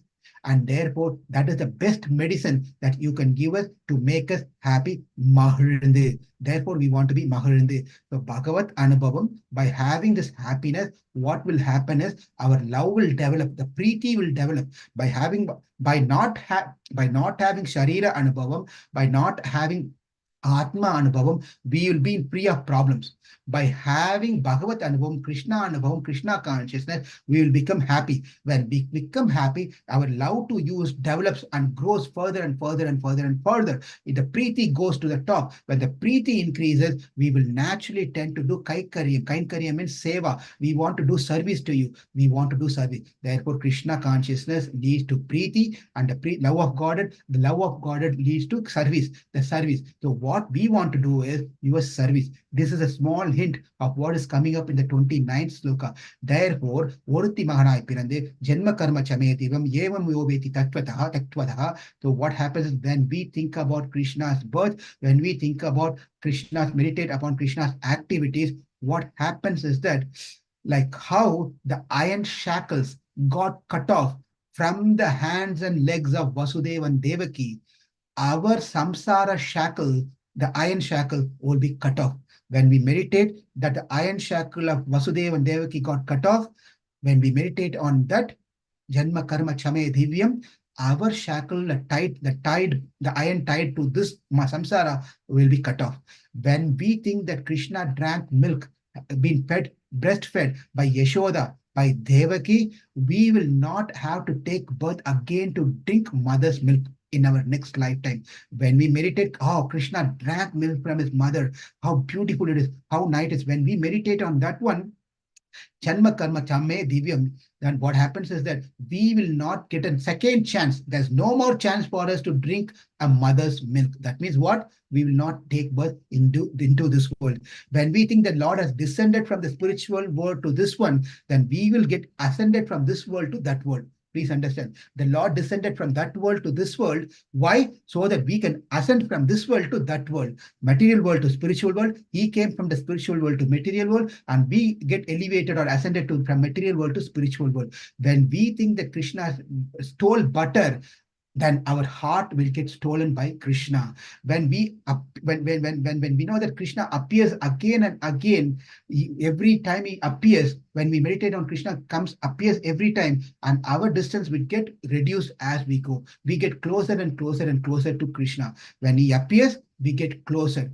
When we appear, we get closer. When we think about Krishna was born in a dark room, then our ajnana, with this dark, will be removed. Therefore, Krishna's appearance, when we meditate on Krishna's appearance, our shackle in the material world had been cut off. When we think of Krishna, how he drank milk, we don't have to take birth to drink mother's milk.